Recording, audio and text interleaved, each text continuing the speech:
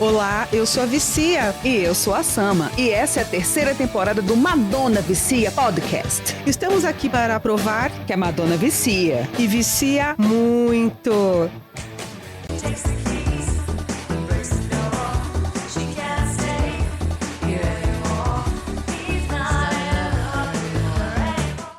No início do mês de maio de 2025, durante uma entrevista para The Lois Podcast, o ator e diretor Sean Penn comentou a respeito da cena de Na Cama com Madonna, no qual a cantora disse que ele seria o amor de sua vida. Com uma cara entediada e visual de quem acabou de acordar, Penn respondeu: "Ela disse que eu fui o amor da vida dela e tudo mais. Foi muito generoso da parte dela.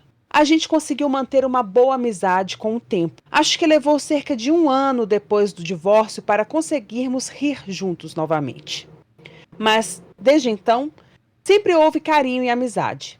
Às vezes, a gente confunde um ótimo primeiro encontro com alguém com quem vai passar a vida toda. Mas eu guardo ótimas lembranças. Nem tudo foi prisão e excesso de bebida. Também tivemos muitos bons momentos." 40 anos depois, será que podemos afirmar que tudo foi assim mesmo? Dito isso, o episódio de hoje é Sean Penn. De confusão em confusão vai nascendo a paixão. Em janeiro de 1985, Madonna dominava as paradas dos Estados Unidos com seu álbum Like a Virgin. Já o jovem ator Sean Penn despontava após 6 filmes de sucesso como um ator promissor e de exímio talento. Megan Ox, a assistente de Sean Penn, andava para cima e para baixo com o ator. E numa dessas andanças de carro, tocou uma fita cassete do álbum de Madonna, sim, o Like a Virgin. Sean teria dito para ela, no momento de descontração: "Com quem você acha que eu deveria me casar?" Ela retrucou: "Com a cantora que estamos ouvindo." Isso tudo está na biografia de Mary Gabriel. E não ficou nisso, não. Todas as vezes que Sean entrava no carro de sua assistente, pedia para tocar a fita de sua esposa, entre aspas. E também foi em janeiro de 1985 que Megan, a assistente de Penn, acabou por trabalhar no set da gravação do videoclipe de Material Girl e viu a oportunidade de levar Sean para conhecer aquela que eles brincavam em chamar de sua esposa. Esse momento diverge nas biografias. Em algumas falam que os dois flertaram de imediato. Outras, que Madonna, mesmo sabendo quem era Sean, fingiu que não sabia e não deu muita bola para ele, para fazer um tipo assim desinteressada. Um outro relato descreve que Sean Penn, ao conhecer Madonna, fez uma pose de machão, segurando seu cinto com os polegares e fazendo a seguinte piada para Madonna: "Você realmente pensa que é Marilyn?" A cantora não entendeu a piada e não gostou da brincadeira. Na sequência disse: "Penn, muito prazer, Marilyn", e deu um meio sorriso. Isso teria desarmado Madonna. Numa outra versão, dizem que ele recebeu uma rosa de Madonna após conhecê-la, mas ela estava dando rosas para toda a equipe. Apesar desses relatos diferentes, o ponto final entre todos diz que a partir daquele momento, um estava no radar do outro e a paixão arrebatadora e doentia estava prestes a nascer. Madonna, que tinha terminado seu relacionamento de 2 anos com o produtor e DJ Gilly Bean, se sentia solitária e disse posteriormente que desejou que ela e Sean se apaixonassem e se casassem. "Só sei que eu queria de qualquer jeito", ela disse. Várias biografias, incluindo a do Christopher Ticconi, citam o momento que Sean, após conhecer Madonna, foi à casa de um amigo e lá leu uma citação que dizia o seguinte: "Ela tem a inocência de uma criança e a esperteza de um homem." Na hora, Sean fez a conexão com a cantora. Um amigo que estava com ele nesse momento olhou para Sean e disse: "Caia matando!" ou "Vá atrás dela." E foi isso que eu fiz. Palavras do próprio Sean Penn. Madonna e Sean Penn saíram sozinhos a primeira vez em 13 de fevereiro de 1985, de acordo com o livro Madonna, uma biografia íntima de Randy Tamborelli. A química sexual de Madonna e Sean Penn era explosiva. Depois do primeiro encontro, ele a atirou no chão e arrancou as roupas dela e dele com tanto ímpeto que nem tirou suas botas. Fizeram amor. Madonna posteriormente disse que os dois chegaram ao orgasmo juntos. E foi como se o tempo parasse. No meio do caminho havia um príncipe, e não era Champagne. Madonna foi apresentada a Prince, sim, o cantor e compositor, em 28 de janeiro de 85, durante o American Music Awards. Madonna passou a sair com ele posteriormente e com Sean ao mesmo tempo. Tudo junto e misturado. Menos os dois rapazes, claro. Reza a lenda que Madonna não tinha interesse sexual genuíno por Prince, mas sim uma admiração pelo artista e compositor que ele era. Por outro lado, Prince já achava que sim, ele e Madonna estavam tendo algo mais. Os dois ficaram nessa enrolação durante 2 meses, indo em algumas festas, onde os dois se pegavam em cima de mesas, dançando de forma sensual, jantares exclusivos com direito a Prince, fechando um restaurante inteiro para os dois. De acordo com T. L. Ross, um ex-amigo de Prince, o sexo para o cantor era algo cósmico, uma experiência espiritual. E já para Madonna era uma expressão física. Cansado de Madonna não assumir a relação, Prince terminou tudo. Mas terminar o quê? Fica a dúvida, né, gente? Já em um namoro oficial com Champagne, o ator teve seu primeiro acesso de raiva ao descobrir que Madonna havia dormido com o Prince. Tomado pela fúria, ele descontou a raiva na parede do quarto em que estavam, desferindo tantos socos que acabou abrindo um buraco. Olha os sinais aí. Segundo Melissa Cooper, ex-assistente de Madonna, a cantora reagiu com entusiasmo ao episódio, mostrando o estrago. Exclamou animada: "Não é demais?" Madonna é torta, meu Deus. Por outro lado, outro relato revela uma reação bem diferente. Madonna teria ficado realmente aterrorizada.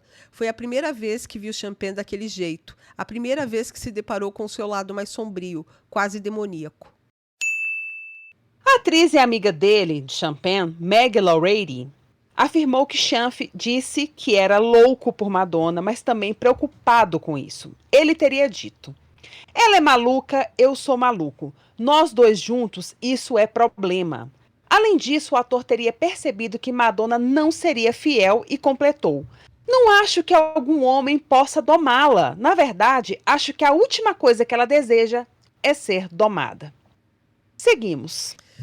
Sai Nova York e entra Malibu. Madonna largou Nova York e foi morar na costa leste em Malibu com Champagne. Passado algum tempo, a cantora chamou seu irmão Christopher Ciccone para morar com os dois, para ser, a princípio, assistente dela, pois em breve viajaria o país com a Virgin Tour. Christopher narra que ficava muito só na casa antes da turnê, pois tanto Madonna quanto Champagne estavam sempre trabalhando em suas respectivas carreiras. Além da função de assistente, ele tinha uma das funções de alimentar Hank, o cachorro de Sean, o cachorro que ele deu de presente para Madonna. Hank era um cruzamento de Akita com lobo. O cão era extremamente agressivo, segundo Chris, enorme e selvagem, e dava muito medo. O irmão de Madonna foi categórico em dizer que aquela casa, aquela cidade não tinha nada a ver com Madonna, que era uma pessoa mais urbana e da noite. Já Sean, ele percebia que amava aquela vida longe de tudo, isolado numa casa com muros altos. Quando ele estava em casa, Madonna não recebia visitas. Sean também amava armas e amava beber, assim como amava provocar Madonna. Chris, em todo o tempo que viveu com eles, percebeu que Sean tinha um estilo machão de seu pai Silvio Ciccone e de seus irmãos. Uma receita para o desastre, segundo ele. E, infelizmente, era esse estilo bad boy que atraía Madonna em Sean. Os amigos e velhos companheiros de boate de Madonna, que ficavam em Nova York, sentiram falta da cantora. E muitos, de acordo com Lucy O'Brien, tinham restrições em relação a Sean. Um deles, o DJ Johnny Daniel, recorda-se que Sean dizia coisas do tipo: "Esses seus amigos bichas", e era meio idiota na época completa. Christopher disse que acreditava que Sean não era homofóbico, ou que ele, por ser ator, podia fingir não ser, mas que com ele o ator foi atencioso e respeitoso, em especial com seus gostos, ao contrário do marido seguinte de Madonna. Só fazer um parênteses, eu acho curioso, né, que anos depois, né, Madonna repetiria esse mesmo processo de mudança, né, de casa, né, que ela foi morar em Londres para ficar com Guy Ritchie, e a mudança com os amigos também, né. E, bom, se querem saber mais sobre esses detalhes, ouçam o nosso programa sobre Guy Ritchie. Quando algo efêmero explode para o bem e para o mal. Apaixonadíssimos e vivendo como queriam, o casal logo anunciou o noivado. Numa manhã, quase 6 meses após se conhecerem, Madonna estava no quarto, pulando na cama e fazendo ginástica, quando Sean olhou para ela com um olhar diferente. Naquele momento, ela disse: "Seja lá o que você estiver pensando, minha resposta é sim." E dessa forma, eles decidiram se casar. Para a imprensa sensacionalista, aquilo foi um prato cheio. Madonna, a maior estrela da música e que tinha acabado de alcançar também o cinema com o sucesso de Procure-se Susan Desesperadamente, estava junto com Sean Penn, o ator da nova geração, elogiado e aclamado e em ascensão. O que poderia dar errado? A imprensa um dia mandou um buquê de balões pretos para Madonna e Sean, por causa de um suposto aborto de Madonna, que teria sofrido de um filho do casal. Sabendo que Sean era esquentado, telefonemas anônimos falando absurdos de Madonna eram frequentes. Tudo isso para criarem factoides sobre a relação dos dois. O público, ávido por notícias, comprava tudo que saía. Que terror. No conjunto disso tudo, as fotos que Madonna tirou nua para um professor de fotografia e alguns alunos em 1979 foram vendidas para Playboy e Penthouse. E novamente a mídia esperava que o relacionamento ruísse, ou ao menos ficasse estremecido. A Penthouse mandou cópias de revistas diretamente para Sean Penn. Madonna, sobre isso, disse que eles fizeram algo realmente horrível. Sean se abalou e a todo momento ficava dizendo para a cantora: "Olha, isso tudo vai passar." E afirmando que estava junto com a cantora, não importando o que acontecesse, foi com ela para o Live Aid, primeira apresentação da cantora após as fotos terem saído. Ele deu apoio incondicional. Como disse sua assistente, enquanto Madonna estava no palco, Sean olhava com um sorrisão no rosto. Apesar de toda a mídia jogar contra, o casal continuava firme. Desde que assumiram publicamente o relacionamento com Madonna, o casal passou a ser alvo constante da imprensa, como a gente já falou aqui. E um mês antes do Live Aid, no dia 30 de junho, a perseguição por fotógrafos e repórteres atingiu seu ápice durante uma viagem ao Tennessee, onde Sean participava das filmagens de um longa-metragem e recebia a visita de Madonna. Foi nesse contexto que Penn foi indiciado por agressão após se envolver em um episódio violento com 2 jornalistas. Na ocasião, o casal recebeu no hotel um novo buquê.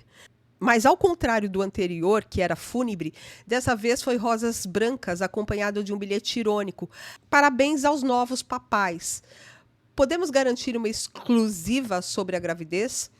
A provocação antecedeu o tumulto. Ao deixarem o local, o clima rapidamente saiu do controle.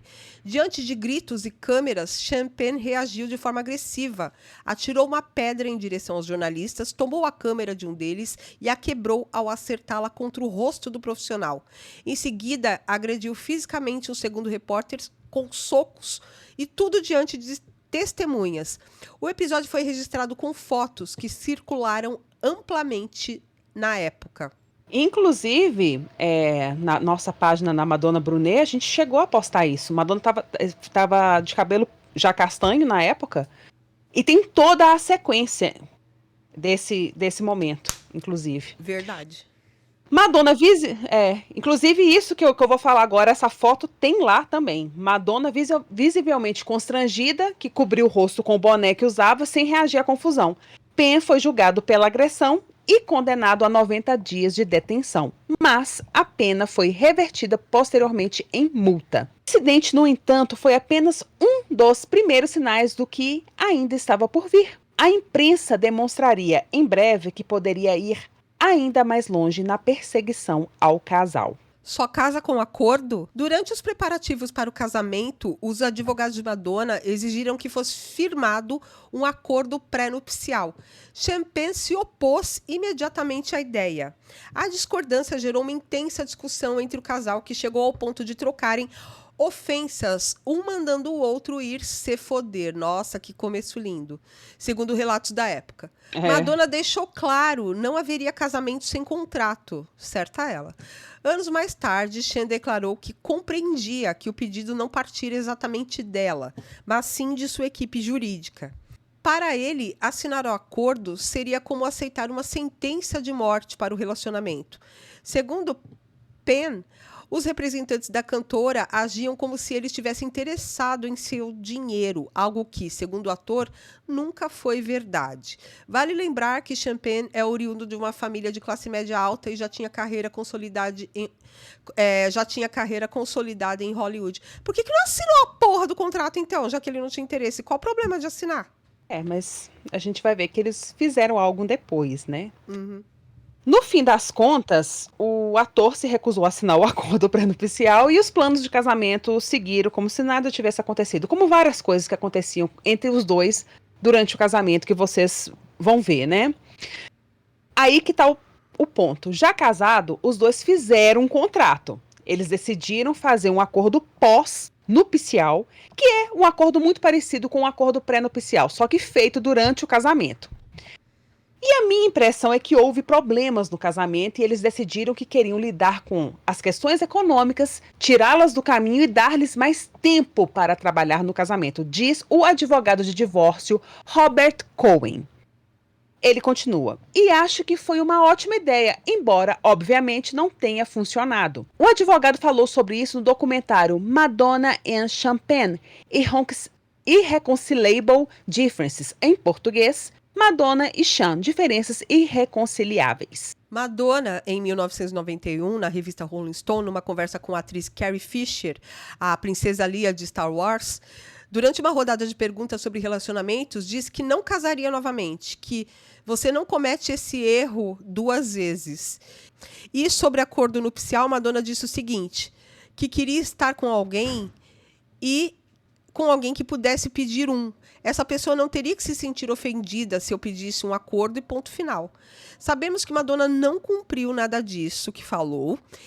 E, afinal, além de casar novamente, também não fez um acordo pré-nupcial, nem pós-nupcial e se ferrou com Guy Ritchie. Se vocês querem saber mais sobre isso, é só escutar o episódio de Guy Ritchie. A gente tem um episódio sobre ele. Não se comete o erro 2 vezes. Não, Madonna, você não só cometeu, você ainda fez algo que você não tinha feito, né? Enfim. E piorou tudo. Meu casamento, minhas regras. O nível de tensão do casal era tão grande na época, pré-casamento, que muitos questionavam se realmente eles estavam fazendo a coisa certa em se casar. Eu acho que não, né? Porque a gente tá vendo aqui toda a confusão, mas enfim. A escolha do local para o casório foi uma casa à beira de um penhasco e a céu aberto em Point Dern, Malibu. No dia exato do aniversário de 27 anos de Madonna, em 16 de agosto de 1985. Sean completaria 25 anos no dia seguinte. Os convidados receberam um convite que falava apenas que seria em Los Angeles e o horário do evento, mas que seriam avisados do endereço exato na véspera do casamento, através de um telefonema. Isso tudo, gente, para evitar vazamentos, evitar que os tabloides chegassem lá e estragassem tudo. Na semana do acontecimento, Martin Burgon, amigo dos primórdios de Madonna, era levado para cima e para baixo para jantar por diversos tabloides, a fim de que lhe contassem onde seria a cerimônia. O fiel amigo, obviamente, não falou nada.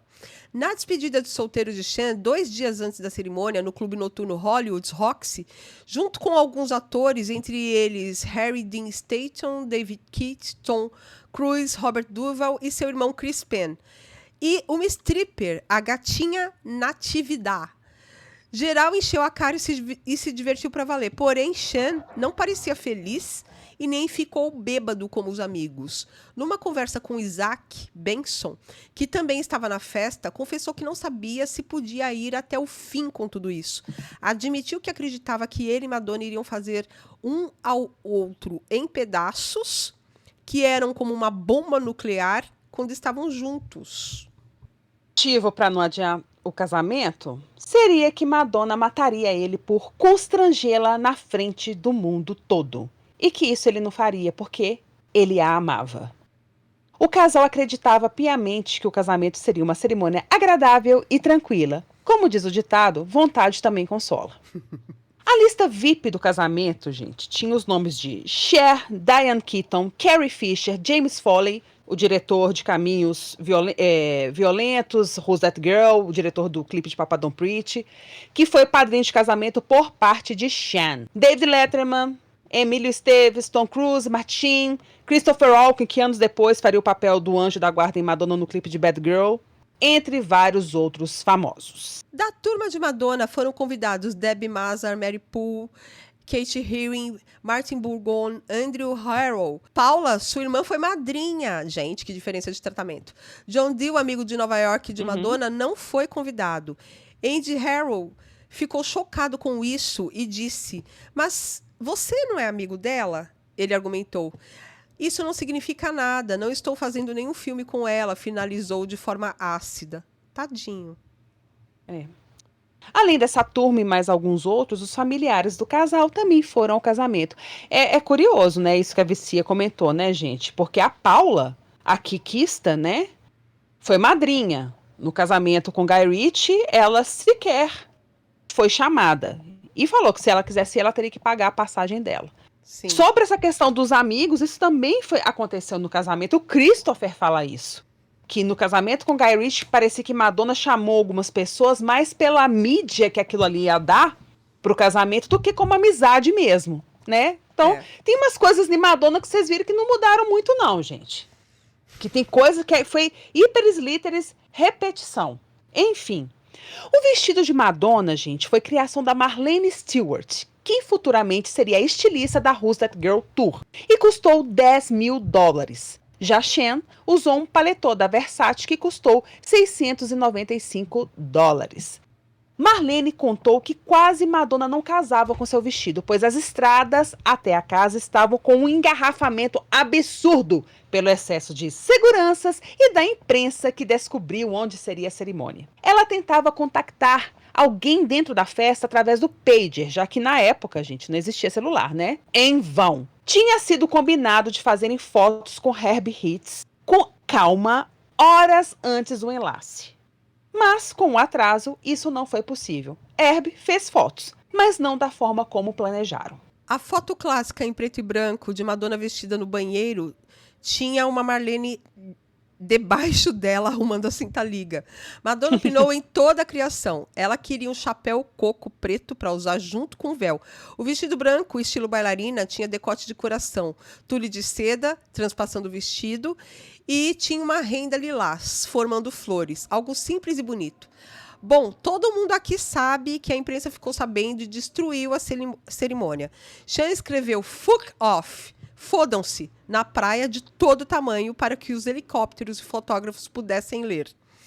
Na hora do casamento, o barulho das aeronaves que chegavam a 150 metros do local era tanto, mas tanto, que não dava para ouvir o que o juiz John Merrick, que anos antes autorizou a prisão de Charles Manson, realizando o casamento, que durou apenas 5 minutos. Gente, ninguém escutava nada que o juiz falava e a cerimônia durou 5 minutos. 5 minutos. 5 minutos. Roupas, enfeites, etc. voavam por causa das hélices, do vento das hélices, né? Sean, desorientado, pegou uma pistola calibre 45 e começou a atirar nos helicópteros que filmavam o casamento e fotógrafos que tentavam escalar o penhasco para tirar fotos.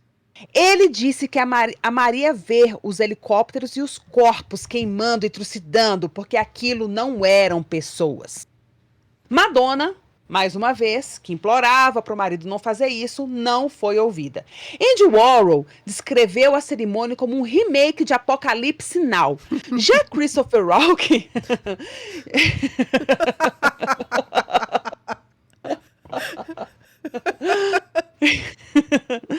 Já Christopher Walken descreveu como um filme de Fellini, com algumas pessoas pulando dos arbustos e helicópteros voando próximos, feito libélulas. Meu, que desastre. Total. Em seu diário, Andy Warhol expôs o casamento da seguinte forma: foi simplesmente o fim de semana mais emocionante da minha vida. Também comentou sobre o equilíbrio entre pessoas famosas e outras menos conhecidas. Um mix certo de convidados. Ele se impressionou com o visual dos noivos e a evidente conexão entre Madonna e Sean. O artista misturou observações sensoriais, humor e até críticas suaves ao movimento social em torno do evento. Essa narrativa deixou claro o impacto marcante que aquele fim de semana teve na mente do artista. Após toda essa explosão e os fotógrafos dando trégua, a festa seguiu com muita música e dança. Madonna feliz, Sean introspectivo. Apenas 7 meses após terem se conhecido, Sean e Madonna se tornaram marido e esposa. Dizem que eles depois do casamento, eles saíram andando ao som de carruagens de fogo. Lembrei disso aqui. O casal, no dia seguinte, quando Sean completou 25 anos, escolheram como destino de lua de mel o charmoso Highland Inn, situado em Carmel, Califórnia. Sean deu de presente para Madonna um Thunderbird conversível de 1957, que posteriormente foi usado no clipe de True Blue. Ainda naquele ano, Madonna participou do Saturday Night Live, tirando sarro do próprio casamento, aliás, o vídeo é hilário, e a relação com a imprensa. Após os eventos, o casal vivia entre Malibu e Nova York, e nessa vida assinaram para protagonizar o primeiro projeto de casal, o filme Surpresa em Xangai, produzido pelo ex-Beatle George Harrison. Quente que estava frio. Desde o início, a produção foi problemática. A história se passava no verão e em Hong Kong e Macau, locações do filme, era inverno. Madonna achava o local bonito, mas reclamava que não conseguia dormir. Posteriormente, ela disse que o local era um horror, sujo, com moscas. O que é estranho porque estavam no inverno, né? Mas, enfim. Foi nesse filme que Madonna estreou seu novo visual mais maduro e clássico. Usando um loiro platinado, como as atrizes da Era de Ouro, a equipe britânica detestou o casal, eles chamavam de pempenosos. Eu me lembro disso. De pirralhos e problemáticos. Verdade ou não, o que diziam é que o casal vivia num estrelismo danado pelo set de filmagem. No meio disso, gente, adivinhem! Mais uma prisão de Champagne e seu guarda-costas que arremessaram um jornalista que invadiu o quarto do casal pela janela. Sean e o guarda-costas foram interrogados por 2 horas por tentativa de assassinato. Depois de muitos telefonemas, os dois foram liberados. Christopher Ciccone, que viajou com o casal, descreve brigas faraônicas de Madonna e Sean, em especial uma durante a madrugada. Enquanto Sean falava para Madonna que ela deveria desistir de atuar porque ele era o ator e ela era a cantora, ela o chamava de paranoico do caralho, que não sabia merda nenhuma de como lidar com a imprensa, etc. Madonna saiu do quarto e foi para o de Christopher, enquanto Sean esmurrava a porta falando com ela para ela abrir, o que não aconteceu. Com toda essa animosidade, ninguém entendia como aqueles dois se casaram. Exato. Bom, a gente falou mais desse filme, gente, no episódio da filmografia de Madonna parte 1 da primeira temporada do podcast. Então, vocês podem correr lá para ouvir. Mas basicamente, gente, o filme foi um fiasco retumbante. Madonna e Champagne não se envolveram com a divulgação. A pedido de Champagne, Madonna nunca viu o filme. George Harrison afirmou que o filme estava condenado antes mesmo de ser concluído. E ele culpou a imprensa pelo resultado desastroso, né? Mas, enfim, Madonna ganhou seu primeiro Framboesa de Ouro. E sim, gente, o filme é uma porcaria, tá? Mas ela tá linda. Ela tá linda. A única coisa que presta nesse filme, ela está linda. As fotos de divulgação do filme que foram feitas por Herbie Hitz, ela também está maravilhosa. E só isso. O resto, podre. True Blue, Baby, I Love. Após gravar Shanghai Surprise, o casal continua enfrentando problemas com a imprensa. Eram perseguidos em todos os ambientes possíveis, na rua, em premieres, em locais teoricamente secretos que acabavam sendo descobertos. Tamborelli afirma que muito disso foi causado por Madonna, que sempre dava um jeito de avisar a imprensa de onde estaria. Sean, por outro lado, ficava mais desequilibrado do que o normal. Madonna queria as fotos, queria estar na mídia. Sean queria o anonimato, mesmo sendo uma estrela de Hollywood. De novo, como isso daria certo, gente? Não tem como. Porém, num certo período dessa época, as coisas começaram a melhorar para os dois. Não se sabe se foi uma trégua emocional, se foi o fato de Madonna ter voltado para o estúdio para gravar e Sean para fazer um novo filme. Madonna queria fazer um álbum que remetesse ao som do grupo feminino Shirless e chamou Stephen Bray e Patrick Leonard para a produção. Madonna colocou uma música no filme de Sean, como todo mundo que sabe, Caminhos Perigosos, Live to Tell. Ganhou as paradas e essa música também se tornou o primeiro single do álbum. A cantora, que já havia chamado Sean de meu herói e meu melhor amigo, não apenas dedicou o álbum para ele, o cara mais legal do mundo, como também levou o cinema para o álbum, homenageando os atores que faziam os caras durões em filmes da era de ouro de Hollywood, como James Cagney e James Dean. E Sean era considerado um cara durão da nova geração de atores, enfim, tipo um Marlon Brando da época. O estilo que Madonna sempre se sentiu atraída, o estilo bad boy. A canção True Blue, que dava nome ao álbum, foi escrita para o então marido. Madonna era descrita como extremamente feliz na época da gravação do True Blue. Ela chegava no estúdio após ser levada por Sean, algumas vezes, e mascando chicletes, ela entrava para o estúdio, pregava o chiclete no microfone e cantava lindamente. Ficava feliz quando Sean a buscava também.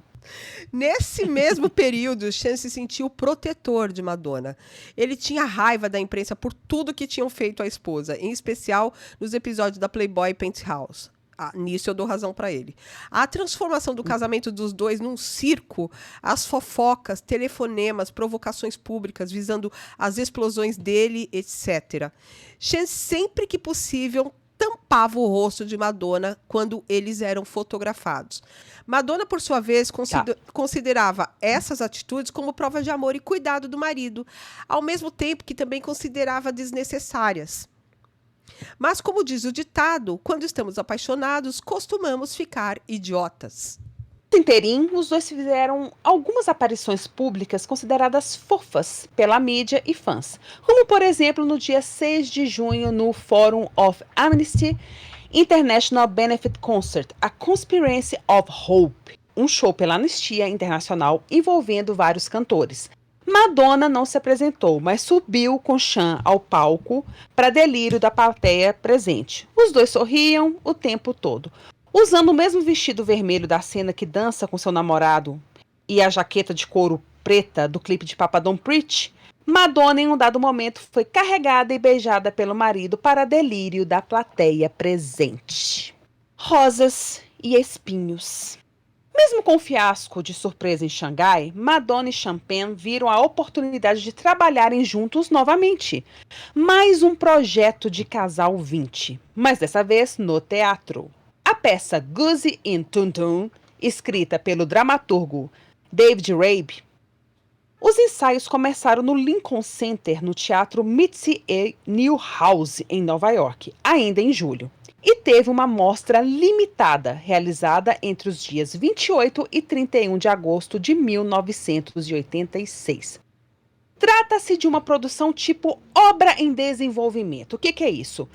Com apresentações apenas para convidados selecionados sem disponibilização para o grande público. Em suas próprias palavras, David Rabe mencionou: escrevi a peça sem entendê-la e levaria mais tempo para compreendê-la, destacando novamente a natureza experimental do projeto. Gussie, Barry Miller e Tom Tom, Sean Penn, são dois ladrões de joias que se unem à sedutora Lorraine, Madonna.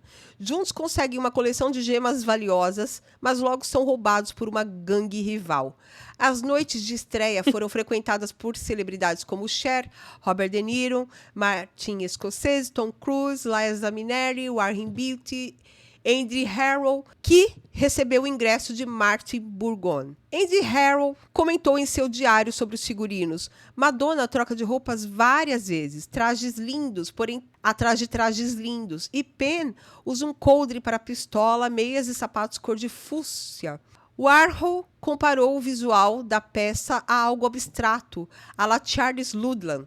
Na mesma noite de estreia, um incidente ocorreu para variar. Sean teria agredido e cuspido em um fotógrafo, Vinnie Sulfant, que havia fotografado o videoclipe de Madonna, Papa Don't Preach. Sean foi processado também por essa agressão. Uma, né, gente? Mais uma. Vocês estão contando? Bom. Será fofoca ou realidade? Vamos direto ao ponto, gente. Diante dos diversos casos de HIV, e sendo Madonna uma ativista da causa desde que descobriu ter amigos sofrendo com a doença, como todo mundo aqui sabe, um dia Sean teria exigido que Madonna realizasse um teste para saber se daria positivo. Em resposta, a cantora teria mandado o ator ir se foder. Isso vocês repararam que é meio que comum entre eles, né? Ao que ele teria respondido rindo, que iria, mas apenas depois de ver o resultado do exame.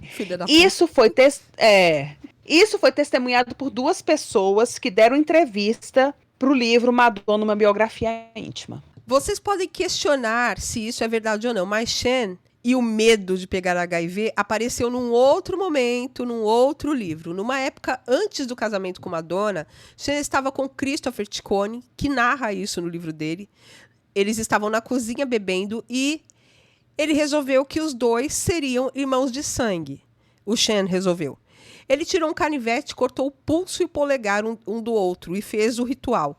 6 anos após isso, quando o Sean e a Madonna já estavam divorciados, o ator se aproximou de Christopher durante uma festa e perguntou: "Você lembra daquele nosso pacto de sangue?" Aí o Chris respondeu: "Claro, como poderia esquecer?"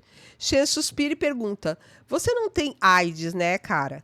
Christopher disse que lhe deu uma resposta obscena demais para ser transcrita em seu livro. Eu acho que ele deveria ter mostrado ipsis literis o que ele escreveu. E sabe o que eu acho engraçado nisso? Porque ao invés de se Sean, ele tinha tanto medo assim, ele devia ter pavor então de fazer exame, né? Porque pra ele ficar perguntando as coisas pros outros, é porque ele não tinha feito, né? Então, eu fico pensando, que raio ele não fazia o exame ao invés de ficar infernizando os outros, ou então ficar bancando pergunta idiota? Exato. Será, eu penso o seguinte, será que pros amigos atores héteros dele, ele faria esse tipo de pergunta? Bom, né? Vocês estão vendo aí o naipe, o tipo de pessoa que ele era.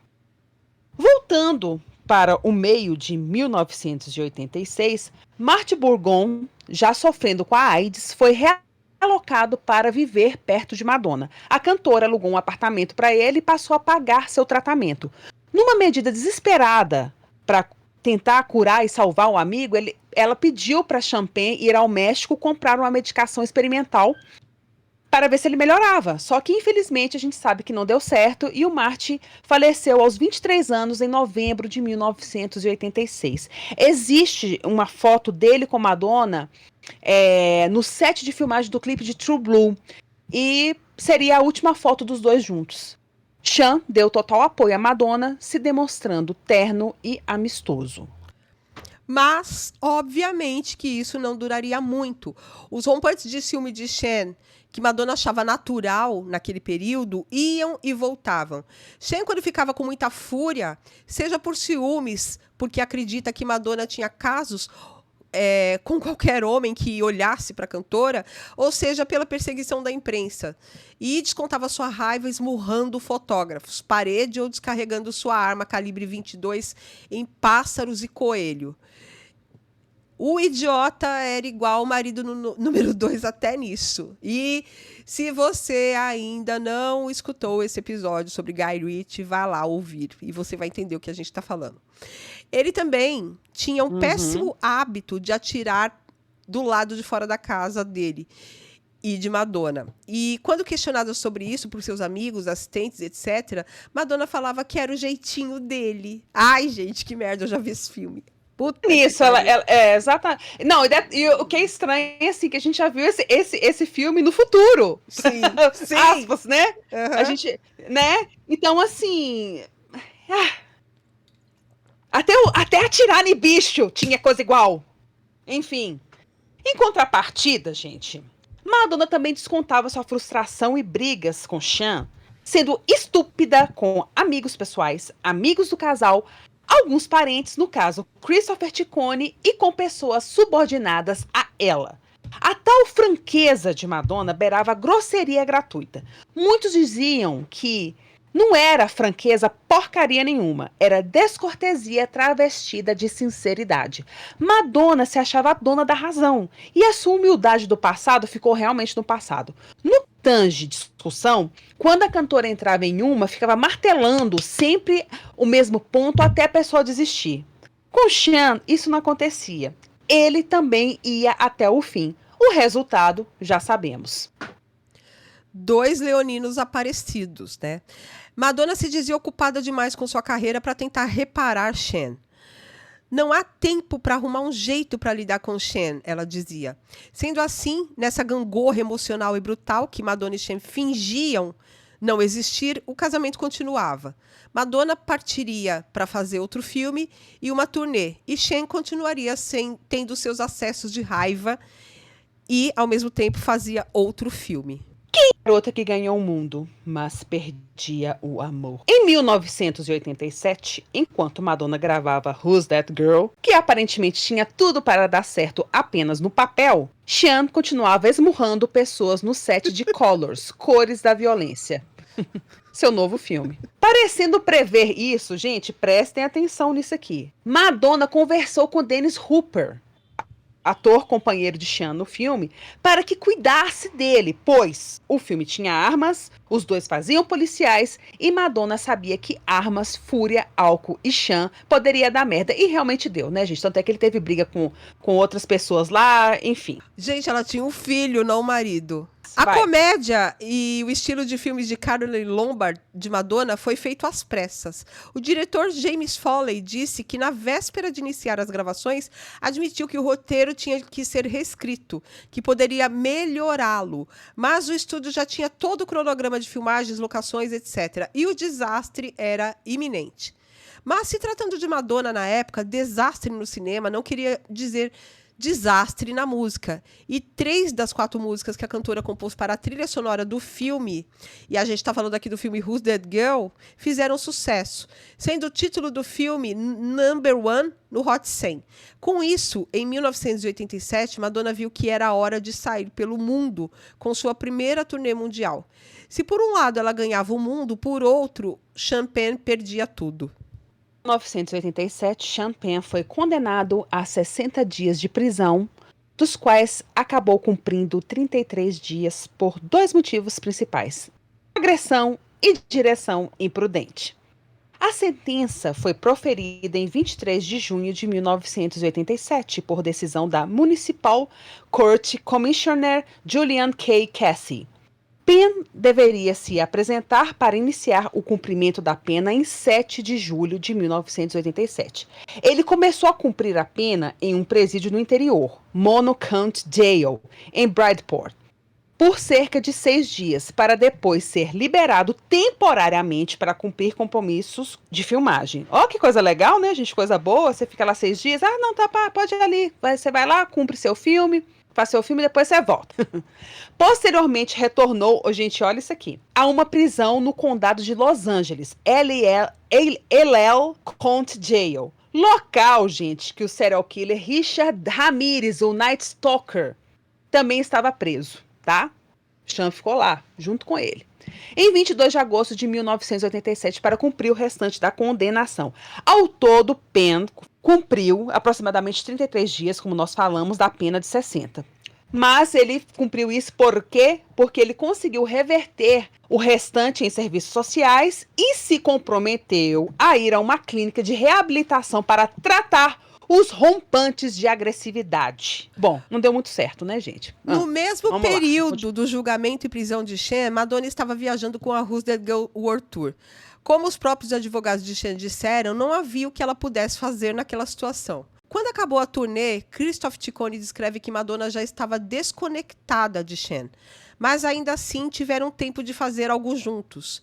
Em 1º de novembro de 87, foi a 3ª edição anual do evento Commitment to Life, promovido pelo AIDS Project Los Angeles APLA, no Wiltern Theatre, em Los Angeles. Esse evento beneficente contou com a presença de várias celebridades, incluindo Linda Ronstadt, Sarah Jessica Parker, Nicolas Cage e outros nomes da indústria que compareceram ao evento para apoiar a causa e ajudar na arrecadação de fundos para o combate da AIDS em Los Angeles. Várias fotos de Sean e Madonna foram tiradas. Os dois pareciam um casal feliz.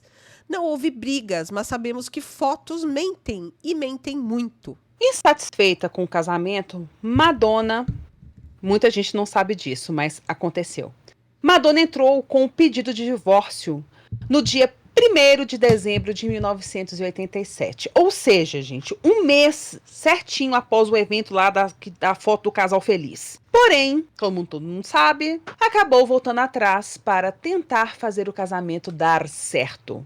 Mas no meio do caminho surgiria outro homem. O início do fim, parte 1. Madonna, no início de 88, abraçou 2 projetos. Primeiro, terminou sua participação nas gravações do filme Bloodless Off-Broadway, Doce Inocência no Brasil, e iniciou outro bem desafiador, a peça de teatro de David Mamet, chamada Speed the Plough. Ao contrário de Gus and Tom Tom, aqui Madonna se apresentaria para o grande público. Madonna e Sean voltavam e terminavam nesse período. Champagne viajou para a Ásia para filmar Pecados de Guerra. E nessa, Madonna conheceu John Kennedy e começou a ter um caso que durou 3 meses. Madonna queria conhecer Jackie Onassis, mas conhecida, para quem não sabe, como Jack Kennedy. Mas Jack colocou freio na situação e falou para o filho que não queria ele envolvido com Madonna. Afinal, ela lembraria a ex-amante do ex-marido, Marilyn Monroe, que teve caso com John Kennedy. A mãe me odeia, teria dito Madonna a Nikki Harris, sua backing vocal. Outro motivo que fez a relação esfriar foi o desempenho sexual baixo de John. Madonna dizia que era como lidar com um garotinho de 9 anos na cama. Ai. Eu achei esse comentário tão podre. Ai, mas os homens também fazem comentário podres. Eu não achei podre, não. Não, mas... Tipo, 9 anos de idade, enfim, falava que ele era inexperiente, sei lá, mas enfim, colocar criança, esse é coisa minha. Botar criança não é legal. Garotinho de 9 anos não tem que fazer sexo, não pode se normalizar isso. Nesse ponto você tem razão. Verdade. Mas teve uma outra pessoa, gente, que entrou na vida de Madonna nessa época. E eu estou falando de ninguém mais, ninguém menos da comediante Sandra Bernhard. A cantora voltou com Sean no verão de 1988, quando ainda estava atuando em Speed the Plough. Nessa época, os dois foram vistos durante a luta de Mike Tyson versus Michael Spence, em 27 de junho. Em todas as fotos dos dois nesse evento, e a Vicia pode confirmar isso, Sean sempre parece com a cara tensa, deprimida e fechada. Madonna, ela sorria em algumas fotos. Na plateia, no meio de todo mundo, durante a luta, os dois aparentemente estavam mais relaxados. Sean não gostava da amizade da esposa com Sandra Bernhard. Essa, por sua vez, tinha virado amiga inseparável de Madonna naquele ano. E em julho de 88, após outra briga, ou seja, mal eles voltaram, novamente brigaram, Madonna foi ficar na casa da amiga. Tem gente que gosta de falar que elas tiveram um caso, né? Mas o que a própria Sandra dizia era que elas eram muito amigas e só. Sandra se apaixonou por Madonna, mas Madonna não. E Sandra deu apoio incondicional a Madonna quando o casamento ia deteriorando dia após dia. É isso. Algumas biografias afirmam que Madonna, para irritar Champagne, fazia as vezes de lésbica com Sandra. Em 1º de julho de 88, as duas foram juntas naquele programa do David Letterman, que todo mundo aqui sabe, as duas estavam com roupinha igual, né? A blusinha branca, bermudinha jeans, sapatinho preto. E ficaram lá as duas fazendo piadas sobre a suposta relação das duas. Champagne teria ficado irado. Algo que também desgastava o fiapo de relacionamento que ainda existia era a Madonna não aguentar ter de voltar para casa e achar Sean bebendo com os amigos, que pareciam ter se mudado para a casa dos dois. Promessas feitas por Sean de que iria a uma clínica de reabilitação eram feitas também e não cumpridas. Em um caso específico, para evitar novamente a imprensa, Madonna levou Sean num centro de reabilitação e deu nomes falsos para enganar os tabloides. e não funcionou, e eles acabaram desistindo do tratamento.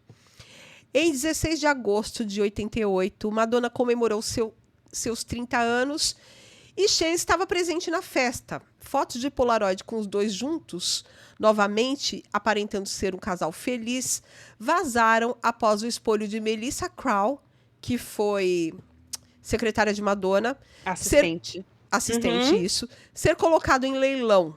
Mas, como já dizemos, fotos mentem. Ao longo de 88, imagens de Madonna sozinha pelas ruas ou em festas tomaram conta da mídia internacional. No entanto, a cantora também foi flagrada, acompanhada em diversos eventos, especialmente ao lado das amigas Jennifer Grey e Sandra Bernhard, com quem havia estreitado laços naquele período. Vocês querem saber mais um pouco dessa época, gente? Veja o episódio Os Amigos que Madonna Largou pelo Caminho. A gente fala bem dessas amizades. Sim. Apesar da presença constante das amigas, algumas fotos chamaram a atenção por mostrar Madonna com semblante triste e olhar perdido. Como no aniversário de Herbie Hitz, por exemplo. A Madonna Brunet já postou essas fotos também. O fracasso do casamento com Sean deixava marcas visíveis e o sentimento de frustração pessoal se intensificava com a morte de mais um amigo próximo em decorrência da AIDS. A gente está falando aqui do diretor Howard Bruckner de Doce Inocência. Vamos interromper esse episódio agora! Por que, Sama? Para pedir aos nossos ouvintes que curtam nossa página no Instagram, façam uma avaliação em nosso podcast lá no Spotify, para que assim a gente possa crescer nas redes. Isso aí, viciados, ajuda a gente. Segue a gente lá no Spotify, ativa o sininho para não perder nenhum episódio novo e dá uma avaliaçãozinha, 5 estrelas, por favor. E vocês também devem seguir a gente lá no @MadonaViciaPodcast Instagram, porque lá a gente pode ter uma interação mais próxima, a gente pode trocar ideia por DM, vocês podem falar tanto comigo quanto com a Sama. E falando em interação, não esqueçam de nos curtir no YouTube, deixar o like em cada episódio e deixar o seu comentário. Um abraço, até a próxima e tchau! Madonna seguiu sendo alvo constante da empresa, que registrava sua rotina à exaustão, incluindo chegadas e saídas do teatro durante Speed Plug. Em um episódio que gerou grande repercussão, Madonna acabou empurrando uma criança, e eu já postei fotos sobre isso também, que se aproximou em busca de um autógrafo, fazendo a criança cair no chão. A cena foi registrada por fotógrafos e repercutiu rapidamente nos tabloides. O incidente levantou comparações com o comportamento agressivo de Champagne. Críticos passaram a afirmar que Madonna estaria repetindo atitudes do então marido, contribuindo para a construção de uma imagem mais controversa da cantora naquele momento. Like a Prayer álbum nascia no meio disso tudo. Se vocês escutarem o episódio sobre Like a Prayer, vai ver que a gente fala bem sobre isso também. E o casamento seguia na gangorra. A bem da verdade, o casamento já tinha morrido há um bom tempo, mas Madonna, por questões sociais e até mesmo de fé, o mantinha. Até quando? A gente fala sobre isso também no episódio de Like a Prayer. Até quando? Até que a morte os separe? Till Death Do Us Apart foi a canção escrita por Madonna e Leonard para o seu novo álbum. Na letra, a Madonna canta que o casal está correndo contra o tempo, que ele não a ama mais. Fala de hematomas que vão desaparecer, de vasos que voam, lágrimas, da amizade e amor que acabaram, bebidas, gritos, violência. Na parte final, com uma voz grave, ela fala: ela se cansa, ela diz fim, mas ela voltará. Ela sabe disso, uma chance de recomeçar tudo de novo, até que a morte os separe. Brutalmente honesta ao descrever violência doméstica, Madonna seguiu os passos de outras cantoras que, na época, abordavam situações complexas. Mary Gabriel cita Suzanne Vega na música Luca, que aborda abuso infantil, e também a pesadíssima Fast Car de Tracy Chapman, que fala de um tormento doméstico que era impossível escapar. Sobre a canção, Madonna disse: tem muito a ver com a minha vida, com fatos verdadeiros da minha vida. É sobre um relacionamento muito forte e doloroso, perturbado, sadomasoquista, que não pode acabar. Que você só sairá se estiver morto. Mas ela pondera e diz que jamais ficaria até a morte numa relação violenta. Tamborelli descreve a canção como uma carta triste e áspera para Champagne, revelando seus sentimentos de desesperança com o casamento. Já Lucy O'Brien descreve a música como rápida, como uma metralhadora e comovente.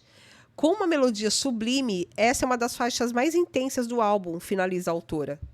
Por não ter sido lançada como single, ou por pouco caso da crítica que estava mais empolgada em falar sobre outros aspectos do álbum, Till Death Do Us Apart não teve a devida atenção. Mas os fãs fizeram a conexão, assim como as mulheres vítimas de violência doméstica. O irônico disso tudo, gente, é uma passagem narrada em Madonna, Uma Vida Rebelde, que diz que Madonna mostrou a canção para Champagne e ele teria aprovado e gostado.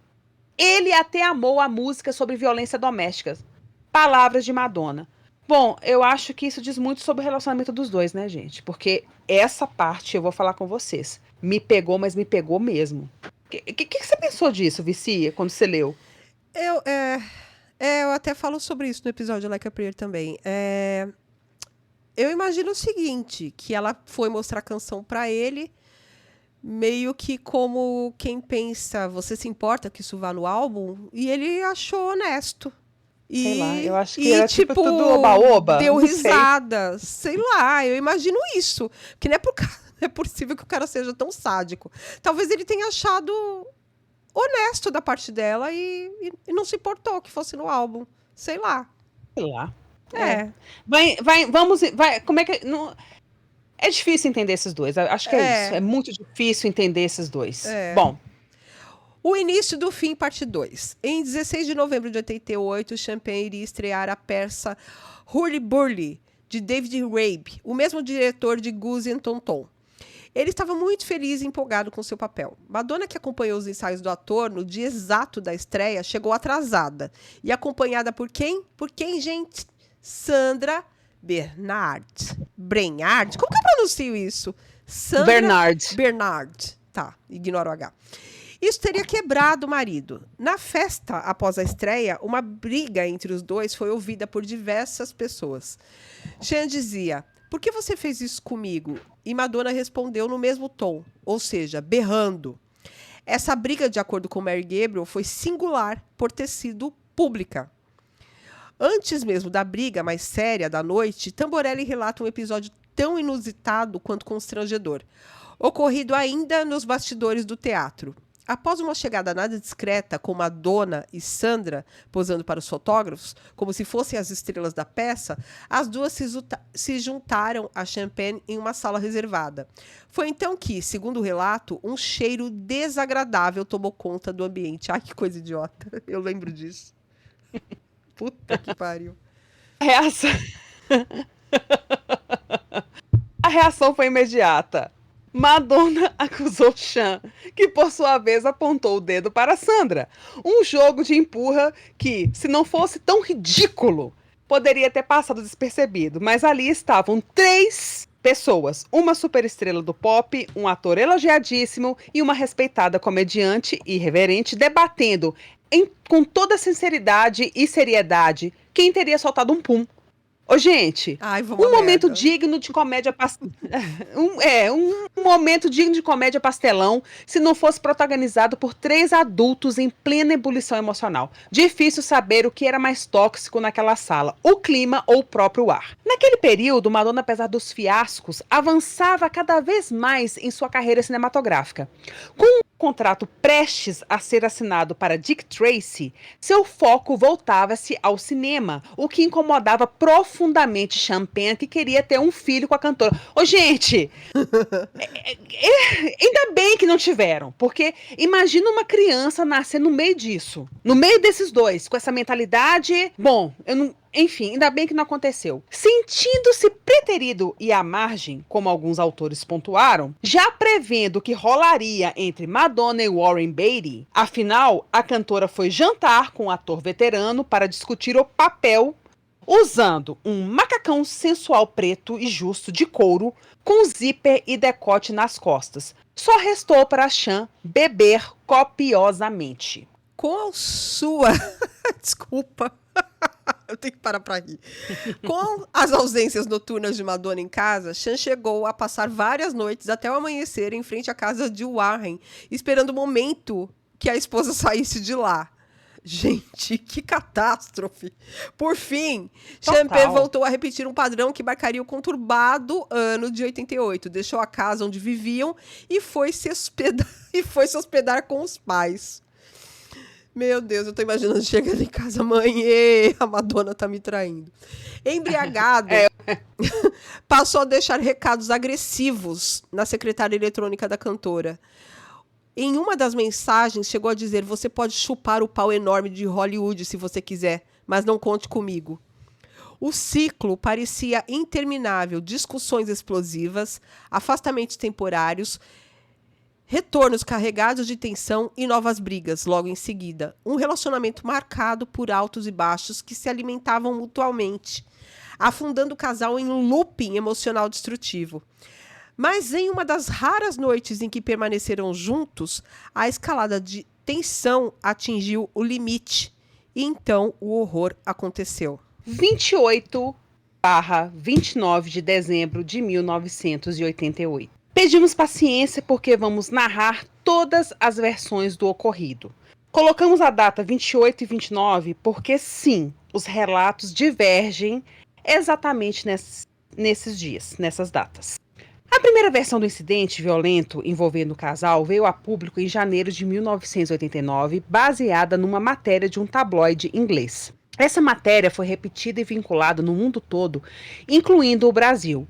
Algumas, para tentar trazer algo novo à narrativa, acabava por criar novos fatos. Iremos narrar as versões do ocorrido a partir de agora. A versão vinculada na mídia aqui do Brasil veio dos tabloides de fora em 1989. Narrava o seguinte: na noite de 28 de dezembro, Madonna e Champagne discutiram. Ele, que estava bêbado, a amarrou, enfiou a cabeça da cantora no forno e ameaçou ligar o gás.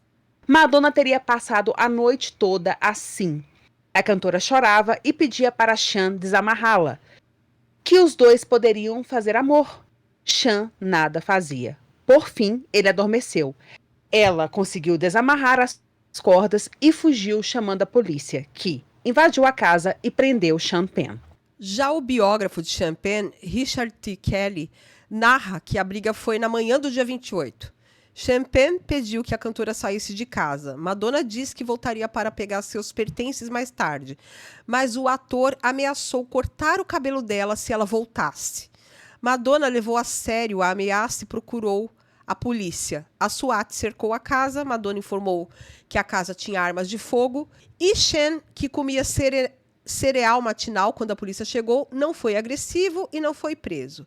A Madonna retirou a queixa posteriormente. Esse é o biógrafo do Chan falando, tá, gente? Já Lucy O'Brien narra que Chan teve um surto após encher a cara no dia 29 de dezembro. Ele supostamente teria trancado Madonna na casa dos dois. Na sequência, a derrubou e ficou sentado em cima da cantora durante horas. Nessa versão, Madonna chamou a SWAT, mas não deu queixa. Bom, Randy Tamborelli deu a maior versão da história, descrevendo o relatório policial. No final da tarde de 28 de dezembro, Chan escalou o muro da casa de Malibu e invadiu a casa. Madonna estava sozinha porque tinha dispensado os funcionários por causa do feriado de final de ano. Os dois rapidamente começaram a discutir e Madonna disse que pediria o divórcio e sairia de casa. Champagne tentou amarrá-la com uma corda ou com um fio de uma luminária, mas Madonna conseguiu fugir. Chan a perseguiu e, segundo o relatório, a amarrou com uma corda grossa numa poltrona. Muitas outras coisas aconteceram. Foi uma noite de abuso físico e emocional. O relatório de polícia registra que Penn estava bebendo direto da garrafa e que a agressão se estendeu por várias horas, tempo em que ele alegou-se a esbofeteou com violência. Após algumas horas, Penn saiu para comprar mais bebidas, regressou horas depois e continuou as agressões. Em desespero, novamente segundo os documentos, Madonna finalmente persuadiu Chan, pedindo para ir ao banheiro. Ele a soltou. Madonna começou a correr com Champagne ao seu encalço, mas como estava bêbado, não conseguiu pegá-la de volta. A cantora entrou no Thunderbird 1957 e se trancou lá dentro. Sean esmurrava o vidro do carro. Ela ligou para a polícia de dentro do automóvel pelo telemóvel. Na sequência, ligou o carro e partiu rumo à delegacia de Malibu, na Pacific Coast Highway. Madonna entrou cambaleando no posto 15 minutos depois. Estava desfeita, chorando, com a maquiagem borrada. Recorda-se o tenente Bill McSweeney. Eu mal a reconheci como a Madonna, a cantora. Estava aos prantos, seu lábio sangrava e tinha marcas em toda parte. Obviamente fora espancada. Era uma mulher que se metera em grandes problemas, sem dúvida alguma. O relato termina com a polícia indo à casa e prendendo Champagne. Tivemos que usar nossos megafones. Champagne, saia com as mãos para cima, dissemos. O suspeito apareceu e o levamos algemado. Sean narrou uma história diferente. Ele afirma que jamais amarrou a esposa, que após uma briga típica dos dois, Madonna saiu correndo da casa para se recompor. Ele foi atrás dela gritando que se ousasse voltar, cortaria todo o cabelo, ele afirmou. Que, como resultado dessa ameaça, ela ficou preocupada que fosse ganhar um corte de cabelo bem severo e, assim, ela foi atrás das autoridades locais e eles foram bater lá na casa deles. Prestem atenção no que ele disse a partir de agora. Entre aspas, ela achou que era a coisa responsável a fazer, uma vez que estavam indo lá ostensivamente para protegê-la de ter o cabelo cortado e para permitir cartar alguns pertences pessoais. Era informar que havia armas de fogo na casa. Nesse relato, termina repetindo a narrativa que Sean estava na cozinha comendo uma tigela de flocos de arroz. Quando as autoridades chegaram, brandindo megafones e algemas, Sean afirma que a polícia, temendo que ele portasse uma arma no momento, sugeriu que ele saísse da casa. Fizeram o que tinham que fazer, da maneira que tinham que fazer. Eu estava tranquilo quanto a isso, encerra o ator. Madonna retirou a queixa no dia que entrou com o pedido de divórcio. Ela procurou a promotora Lauren Weiss, pois temia a publicidade e o escândalo que fatalmente iria gerar se houvesse um julgamento. O que diziam era que ela apenas fez isso para evitar mais uma prisão de Champagne. Os registros policiais, de acordo com Mary Gabriel, foram apagados em 1992, num procedimento de rotina nos casos de retirada de queixa. Sendo assim, para ela que iniciou seu livro 30 anos após o ocorrido, foi impossível confirmar os detalhes daquela noite. Madonna, em 1989, negou o ocorrido, mas como não deu detalhes, ninguém levou a sério. Outra diferença na data da agressão aparece em A Vida com Minha Irmã Madonna. Christopher descreve que nos primeiros dias de janeiro de 89, recebeu uma ligação de Liz Rosenberg pedindo que ele fosse para Los Angeles, pois Madonna e Sean tiveram uma briga horrorosa no dia anterior e Madonna precisava dele. Madonna disse sem muitos detalhes ao irmão que Sean tinha voltado a ser violento e abusivo. Christopher perguntou se ela queria que ele o matasse e Madonna disse que não. Madonna, decidida a não voltar mais para casa a fim de não se encontrar com o ex-marido, pediu ajuda para Christopher encontrar uma nova casa para ela comprar. Bom, depois de tudo isso, o casamento chegou oficialmente ao fim. O divórcio foi finalizado em 25 de janeiro de 89, mesmo dia do anúncio do acordo com a Pepsi. Champagne queria uma família, queria filhos, queria viver longe da mídia, mesmo sendo um ator hollywoodiano de sucesso. Madonna, naquela época, queria o oposto. Madonna nunca ficaria encapsulada naquele modelo proposto por Sean. Não naquele momento, com o casamento dos dois em petição de miséria. Champagne conseguiu sua família 2 anos após o divórcio, com a atriz Robbie Wright. Madonna, anos depois, formaria sua família. A imprensa, que desde o início fez tudo para minar o relacionamento dos dois, saía vitoriosa. Gente, sobre essa questão, eu e a Vici, a gente estava até discutindo aqui antes da gente gravar, que você viu que os relatos, eles têm pontos conflitantes. Não, mas tem coisas que batem. Então, eu ia falar uma coisa aqui, eu ia deixar para falar no final, mas já que você está comentando... Diga. Eu acredito no relato do Chris, porque ele é o irmão. E ele fala que a Liz Rosenberg ligou para ele, falando que no dia 28, eles tinham tido uma briga violenta. Então, eu acredito que foi no dia 28, não no dia 29. Ou tem uns que falam dia 28 ou dia 29, porque deve ter sido na madrugada.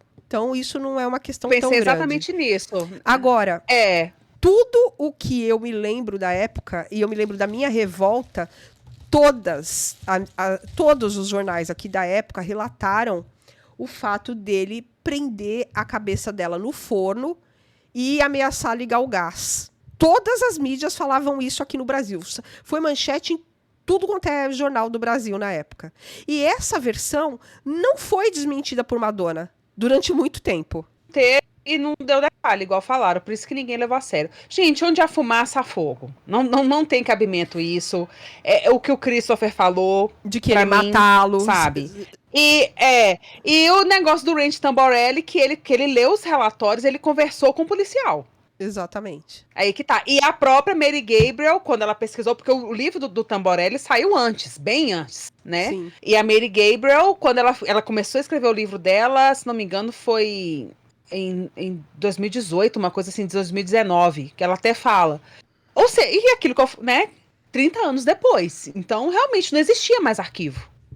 Sim. Enfim, gente, opinem aí, tá? Opinem aí. Festival de Cannes, 1991. Após a turnê Blonde Ambition, em 1990, Madonna lançou o documentário Truth or Dare, no Brasil, Na Cama com Madonna, que retrata os bastidores da intensa rotina da artista na estrada. Um dos momentos mais comentados do filme acontece durante uma brincadeira de verdade ou desafio com seus bailarinos e backing vocals. Quando Donna DeLorean pergunta quem seria o grande amor da vida da cantora, sem hesitar, Madonna responde: Sean. A fala rapidamente ganhou destaque na mídia mundial e até hoje muitos fãs consideram essa confissão como uma prova do amor eterno e duradouro da artista por seu ex-marido Sean Penn. Como parte de sua habitual estratégia de autopromoção, Madonna marcou presença no Festival de Cannes para divulgar o documentário. Após a estreia do longa e uma maratona de entrevistas com jornalistas de diversas partes do mundo, a cantora surpreendeu ao permanecer na França. Atitude que, segundo a biógrafa Lucy O'Brien, teria sido calculada para ofuscar a chegada de Sean Penn, então casado com a atriz Robin Wright Penn na época, com quem tinha acabado de ganhar uma filha bebê. Gente, a Madonna tava com um look... Ai. Ela tava com um look bem horroroso. Bom, mas deixa eu narrar aqui. Para atrair os holofotes, Madonna apareceu inesperadamente na premiere do filme Febre na Selva, de Spike Lee, usando o look ousado, entre aspas. Botinhas da turnê Blonde Ambition, meia 7/8 brancas, um casaco militar enorme, assinado por Jean-Paul Gaultier e uma saia bailarina. Eu já postei diversas vezes essas fotos. Resultado essa foi... foto é conhecidíssima. O resultado foi imediato. A presença da cantora dominou as manchetes e ofuscou outros lançamentos e celebridades presentes no evento. Ainda em 91, na já citada entrevista com Carrie Fisher para a Rolling Stone, Carrie perguntou se Madonna ainda falava com o Sean e a resposta foi: tenho falado com ele ultimamente. Carrie completa dizendo que nunca tinha visto Madonna difamá-lo. E a cantora respondeu: não, nunca o critiquei publicamente, mas passei por um período hostil. Meu coração estava realmente partido. Você pode ser uma vadia até que seu coração esteja realmente partido. E quando seu coração está partido, você é uma super vadia. Em tudo, pelo menos. Você guarda isso de perto. Então, não, eu não o difamei de verdade. E então passamos por um período em que eu nunca saberia que tinha sido casada com ele. Foi como se aquela parte da minha vida não tivesse acontecido, não existisse. 4 anos. O primeiro ano foi bom, mais ou menos. Ai. Já Sean chegou a dizer que beber era a única forma que tinha para conseguir lidar com a imprensa e que era uma pessoa insuportável para conviver naquela época, que era difícil qualquer pessoa aguentá-lo. Pelo menos isso, né? Você admite isso, né? Enfim. O reencontro público. Em 1995, Madonna estreou 2 campanhas da Versace. Um desses ensaios serviu de capa para a sua compilação de baladas Something to Remember, lançado em novembro daquele ano. Em 3 de dezembro, uma Madonna belíssima e usando o mesmo cabelo da capa do álbum, compareceu ao VH1 Fashion Awards. Ela venceu o prêmio de artista mais fashion do ano. E quando subiu ao palco, Sean Penn entra de surpresa para Madonna e para a plateia, ele surgiu e entregou o prêmio para a cantora. Os dois se abraçaram e uma Madonna nitidamente sem graça e emocionada falou ao microfone, logo que ele deixou o palco. Puxa, isso foi um golpe baixo. Ai, ai. Muitos acreditam que essa foi a primeira vez que Madonna e Sean se reencontraram pessoalmente após o divórcio, mas não. De acordo com Mary Gabriel, em 1992, Sean, após um momento de baixa no seu casamento com Robin Wright, visitou Madonna no set de Corpo em Evidência. Já Tamborelli narra que, um dia após o encontro no VH1 Fashion, os dois se encontraram às escondidas para conversar no Central Park e chegaram a ser fotografados. Bom, gente, eu pesquisei para ver se eu achava essa foto, eu não achei não, então eu tô achando que isso aí, não sei se é verdade não. Eu não sei, ela entrevistou quem? Quem foi que disse isso pra ela, pra Mary Gabriel? Quem foi que falou isso pra ela? Não, de Mary Gabriel, ela... nas pesquisas dela, ela pesquisou para escrever o livro. Não, mas alguém deve ter dito isso pra ela, porque se a gente não consegue achar foto, como é que ela achou? Não, o Tamborelli que falou que eles se encontraram às escondidas no Central Park. A Mary Gabriel falou que ele foi no set de filmagem de Corpo em Evidência. E o Tamborelli falou que um dia após o VH1, os dois se encontraram às escondidas no Central Park e foram fotografados. Eu quero essa foto. Eu não acredito, não. Sei lá. Ou então, sei lá. Olha, eu não duvido nada desses dois. Depois vocês vão saber o porquê, tá? Um pedido estranho...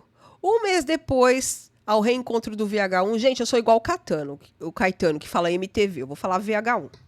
No dia 10 de janeiro de 96, Madonna e Sean Penn se reencontraram no Carlyle Hotel, em Nova York.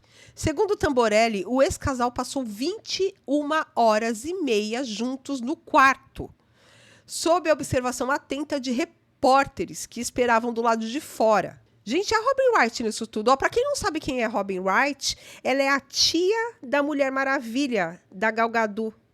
Ela aparece no primeiro e no segundo filme. E ela fez House of Cards também. Sim. De acordo com os relatos, Madonna teria usado o encontro para tentar convencer Sean a ter um filho com ela. Foi na época que ela estava tentando preencher a cadeira do papai, como diz o Chris no livro dele.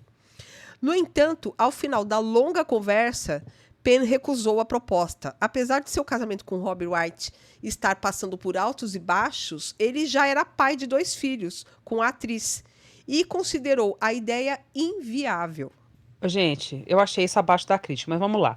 A imprensa sensacionalista, por sua vez, a gente apresentou uma versão ainda mais inusitada.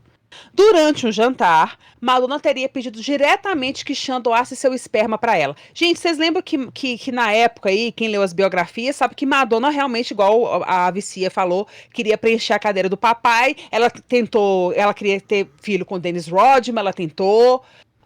Chegou a falar que ela ia fazer um anúncio no jornal para que doasse esperma para ela. Isso tudo antes, né? O Carlos Leon, coitadinho, enfim. Então, algum buchiche, alguma coisa teve, sim, dos dois terem se encontrado, né? Ele, então, essa parte aqui que eu achei pior. Ele, então, teria dito que precisava conversar com a esposa antes de tomar qualquer decisão. A reação de Robin Wright foi de total indignação e a resposta final, como se sabe, foi um categórico não. Gente, pelo amor de Deus, né? Madonna, caso você realmente tenha feito isso, que eu não duvido... Imagina se isso tivesse acontecido na época que você estava casada com Guy Ritchie e a Rebecca Green, que era a ex-namorada dele, né, pedisse para o Guy Ritchie doar esperma para ela ter um filho dele. Você acha legal? Eu acho engraçado que você fala como se a Madonna ouvisse esse podcast. Mentalmente, né? Uhum. Mary Gabriel relata que ao longo dos anos eles mantiveram contato e preservaram a amizade. A paixão do passado já não existia, mas havia um respeito e carinho mútuo. O segundo, terceiro, quarto e outros encontros públicos. Os dois seguiram seus caminhos. Madonna teve uma filha com Carlos Leon, que foi a Lourdes, se apaixonou novamente e casou com o Puglia do Guy Ritchie, indo morar em Londres, e se separou em 2008. Lá, já Sean Penn se separou de Robin Wright em 2010, se envolveu com várias outras atrizes de Hollywood. Se o ex-casal mantinha contato nos anos 90 e 2000 de forma contida e discreta, nos anos 2010 a coisa virou. Em 2012, no dia 11 de outubro, em Los Angeles, Chen foi a um show da MDNA Tour e teria dito que Madonna era incrível e muito gostosa. Madonna sabia que ele estava na plateia. Inclusive, eu tenho foto dele na plateia.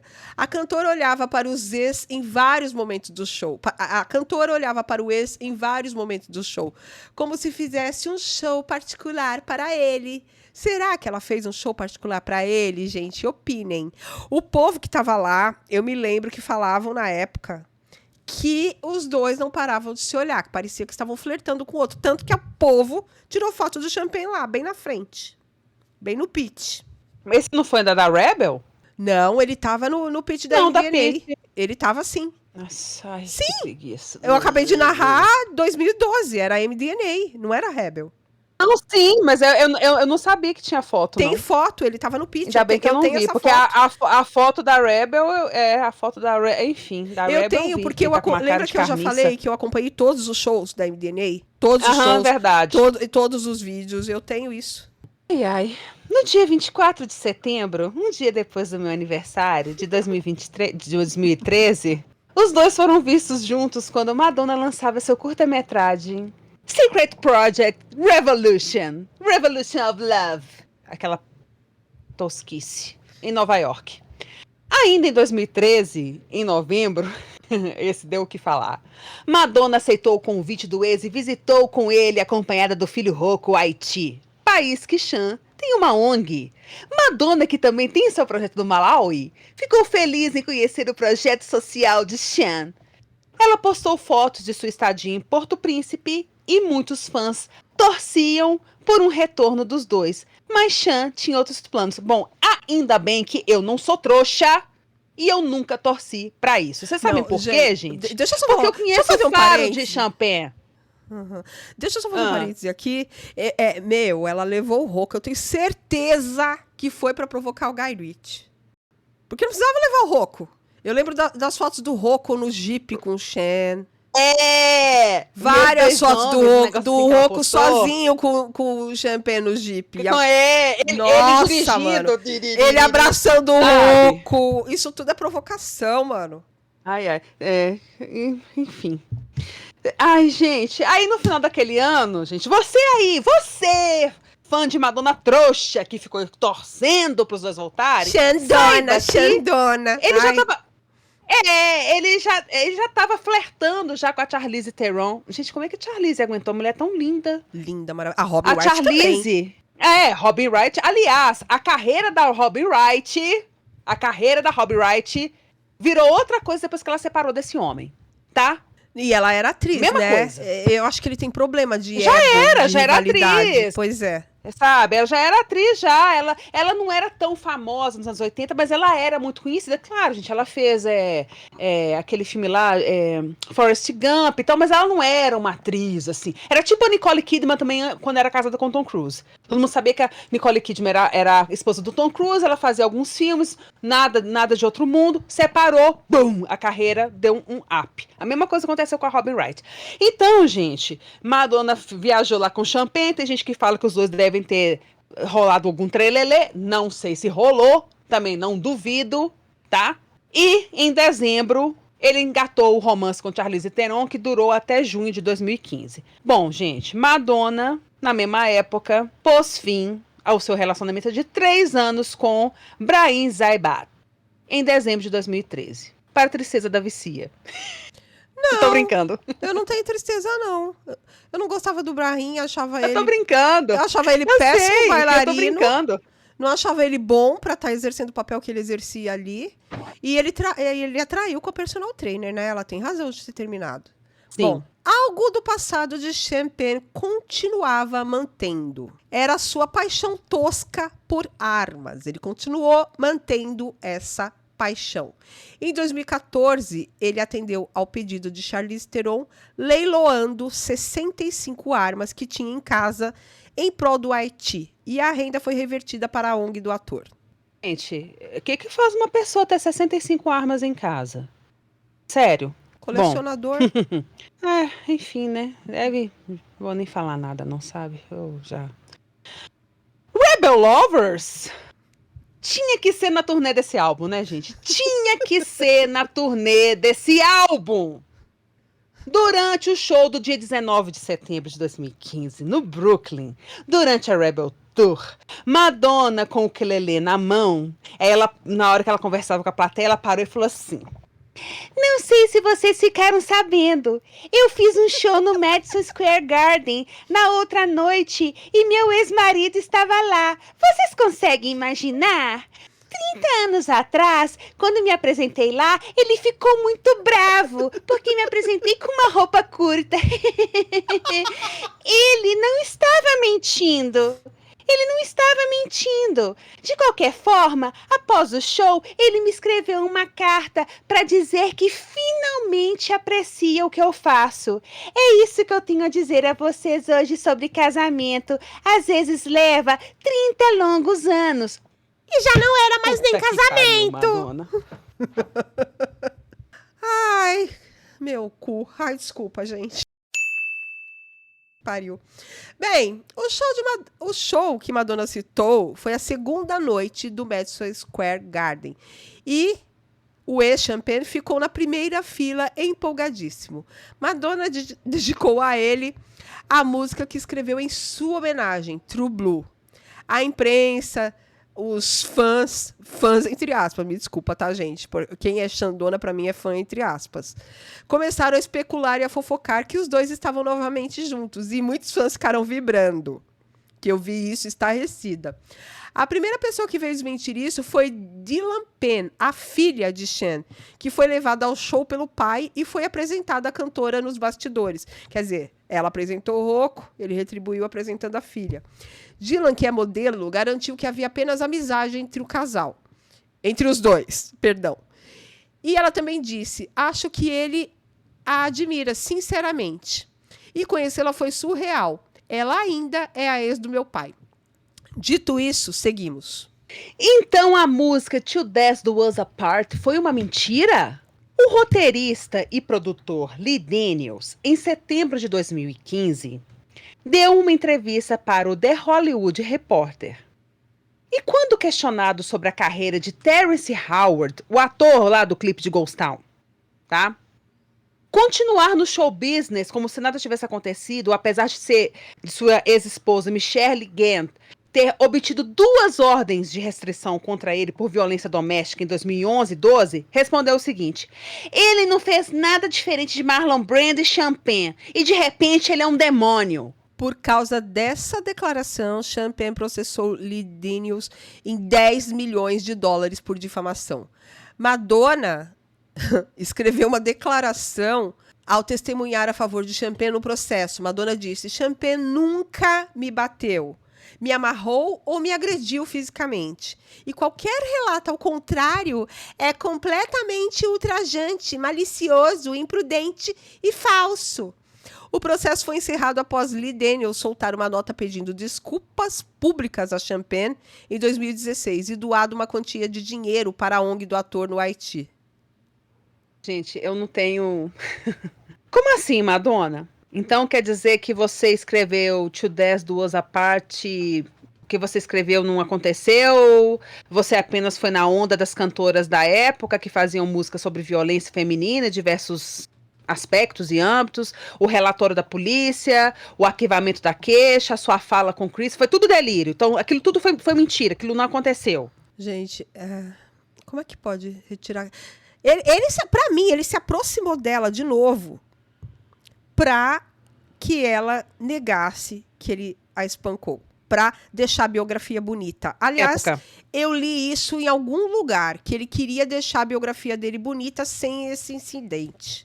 E por isso ele a procurou. E é curioso, o Lee Daniels, ele escreveu, ele deu essa opinião em setembro de 2015. E foi em setembro de 2015 que ele foi ao show da Rebel Heart. Exatamente. E mandou a tal carta, falando que naquele momento ele conseguia apreciar a carreira dela e blá, blá, blá. Madonna burra, iludida do caralho. Nossa, que vontade de sacudir a Madonna, de catar ela e dar uns tapas na cara. Nossa, mano. Veredito, trouxa. Burra, iludida. Nossa Senhora. Carentona do caralho. Ai, que ódio, gente. Meu, ela só arrumou lixo pra casar. É incrível. Só merda. Impressionante. Só Impressionante. merda. Só O merda. Guy Ritchie, ele não a agredia, mas ele agredia de outras formas. Quem quiser saber mais sobre isso, vai lá ouvir o episódio dele, porque eu não quero ficar nervosa com 2 bostas, não. Já basta um. Já basta ter que gravar esse episódio. Meu, só cara merda pra casar. Ainda bem que ela não casa mais. Melhor. Pelo menos aprendeu a lição. Eu acho que ela ligou o alerta, que ela sabe que se ela for casar, vai casar com outro bosta. Aí ela evita, por isso que ela... Enfim, vamos continuar. Vamos. Abrindo e fechando o ano juntos por suas causas. Em janeiro de 2016, Madonna e Chen foram vistos novamente no evento Help Haiti Home Gala, que o ator faz todo ano, em prol da sua ONG no Haiti. Acompanhada dos filhos David e Merci, Madonna subiu ao palco e fez uma declaração de amor ao ex. Eu quero dizer, Chen, que eu te amo desde o momento que coloquei meus olhos em você. E eu ainda te amo da mesma forma. Eu só queria que você parasse de fumar cigarros.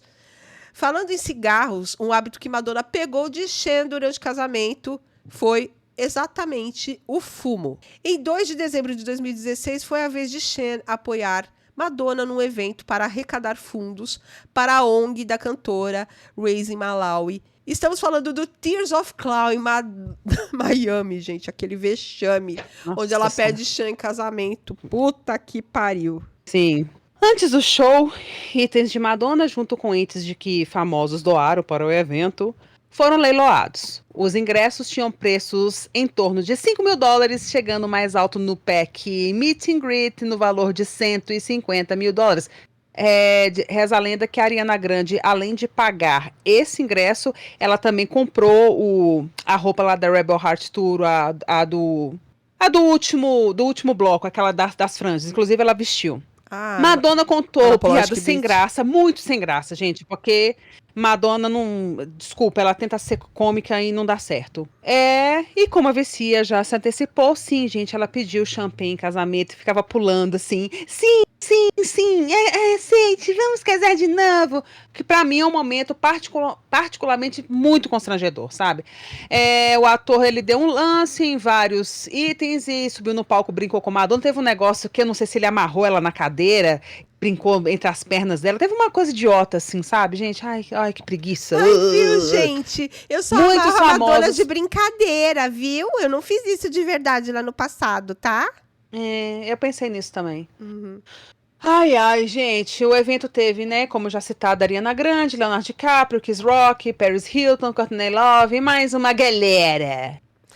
Um paralelo visual com Guy Ritchie. Em 86, na premiere de Caminhos Violentos, a empresa foi toda em cima de Madonna, que era a maior estrela do momento, fazendo mais perguntas para ela do que para Chen, a estrela do filme.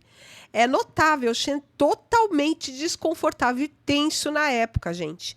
E nitidamente, Madonna ficava nervosa, olhando para o marido, querendo responder algumas perguntas para ele, ao mesmo tempo sem saber o que fazer, tentando se diminuir. Para 2005.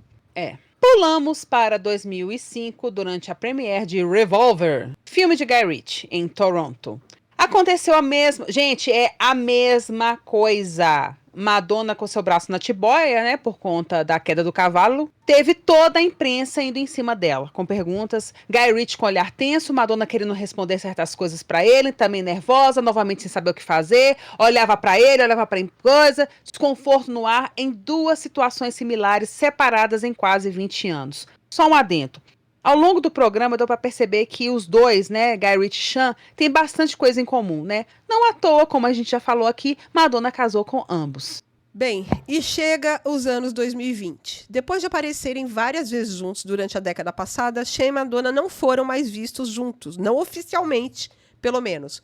Madonna mudou para Portugal em 2017, lançou o álbum e saiu em turnê com a Madame X em 2019. Iniciou um namoro com seu bailarino Al-Malik Williams em 2020, voltou para os Estados Unidos, terminou o namoro, escreveu roteiro de filme, demitiu a roteirista, foi internada e lançou sua tour, Celebration Tour, em 2023-24. Namorou Josh Pooper, terminou e hoje segue namorando a Kim Morris, de 28 anos. Madonna tem um padrão físico bem definido para seus namorados, desde que se separou de Guy Ritchie. Vocês já repararam, gente, o padrão? Eu já. Eu também. Bem, já Sean Penn casou em 2020 com uma jovem atriz 32 anos mais nova que ele, Leila George, que é filha do ator Vincent D'Onofrio. Após um ano de casados, ela pediu divórcio sem revelar publicamente os motivos. De acordo com a TMZ, o relacionamento dos dois começou em 2016. Né? Ela na casa dos 20 e Sean já na casa dos 50. Sean disse ao Hollywood Authentic que a culpa pelo fracasso do casamento foi dele ser um cara muito negligente. Ele também disse que durante a pandemia ficou muito conectado com o que estava acontecendo de errado no mundo, esquecendo de sua vida pessoal. Atrelado a isso, ele voltou a beber cedo aí e ele falou o seguinte, que nenhuma mulher aguenta isso após ter uma boa noite de sono. E ver o marido acordado desde as 4 da manhã com um copo de vodka na mão às 10h30. E que a diferença de idade também atrapalhou, porque os dois tinham rotinas diferentes. Depois do casamento, Sean namorou a atriz Olga Kotoyataeva em 2023. Ela era 19 anos mais nova do que Sean Penn. Nossa, pouco, né? 19. A segunda, né? É pouco. Né? 19 é pouco. Bem, hoje o ator namora a modelo Valéria Nikov, que é 34 anos mais nova e também mais alta. Fico pensando no papo de rotina diferente por causa da idade e se isso atrapalhou o casamento com a esposa, que era 32 anos mais nova. Enfim, Sean, em uma entrevista em 2022, fez o seguinte comentário. Eu faço parte do clube que acredita que homens na cultura americana se tornaram extremamente feminilizados. Não acho que ser bruto, ter insensibilidade ou desrespeito pelas mulheres tenha algo a ver com masculinidade. Nem nunca teve. Mas não acho que para sermos justos com as mulheres, devamos nos tornar elas. Acho que existem genes covardes que levam as pessoas a abrir mão da calça e vestir uma saia. Escreva que você é machista e misógino, sem falar que é, imbecil. Só faltou dizer que menina veste rosa e menino veste azul. Jumento. Podre. Gente, essa opinião dele não foi legal. Muita gente falou, atrizes comentaram, tipo... Cara, presta atenção, né?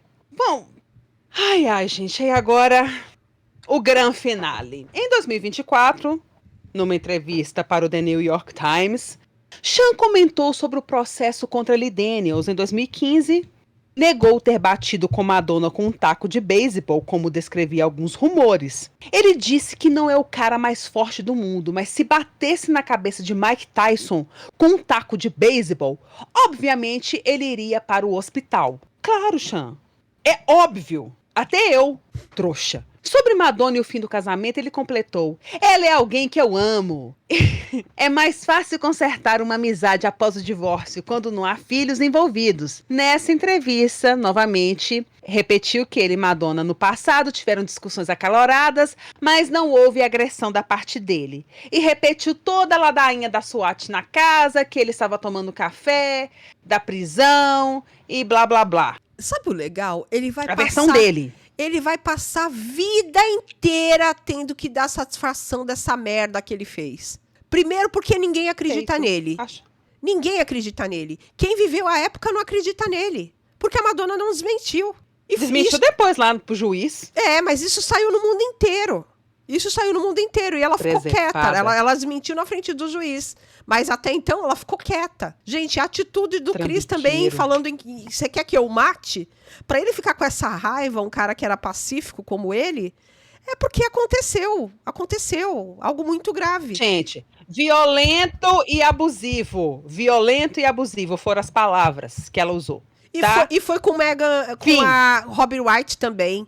Gente, Robbie Wright, Robbie Wright aguentou muito, porque ela foi galhada, vivia nessa gangorra, vivia nessa falta de respeito, vivia Champagne encontrando com Madonna. Gente, se eles eram amigos, foda-se, mas igual eu falei aquele negócio, se ele chegou realmente pra ele e perguntou, Robbie, vem cá, Madonna tá querendo ter um filho comigo? O que você acha disso? Gente, isso é um escárnio, gente. Isso é um escárnio. Ok. Voltamos para 2025 e a entrevista de Champagne ao podcast comentando que ele e Madonna não deveriam ter casado após um bom primeiro encontro.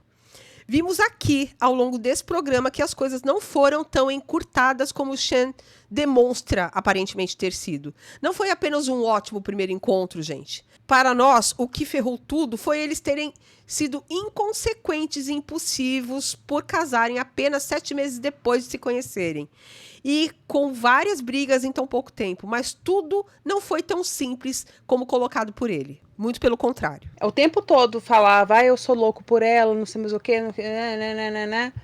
Enfim, e lembrando que no final, com toda a palhaçada que já estava o relacionamento, Champagne ainda queria ter filho com Madonna. Madonna, parabéns que na época você foi uma pessoa racional, tá? Parabéns. Você merece aplausos pelo menos pra isso, né? Porque uma criança no meio de vocês dois, boa coisa não ia sair. Dito isso, gente, nessa entrevista também, o Champagne deu uma outra opinião polêmica que eu vou falar, eu e a Vicia, e que essa me tirou do sério. Não tem a ver com Madonna, mas tem a ver com masculinidade tóxica e diz muito a respeito do tipo de pessoa que Champagne, na verdade, é, tá?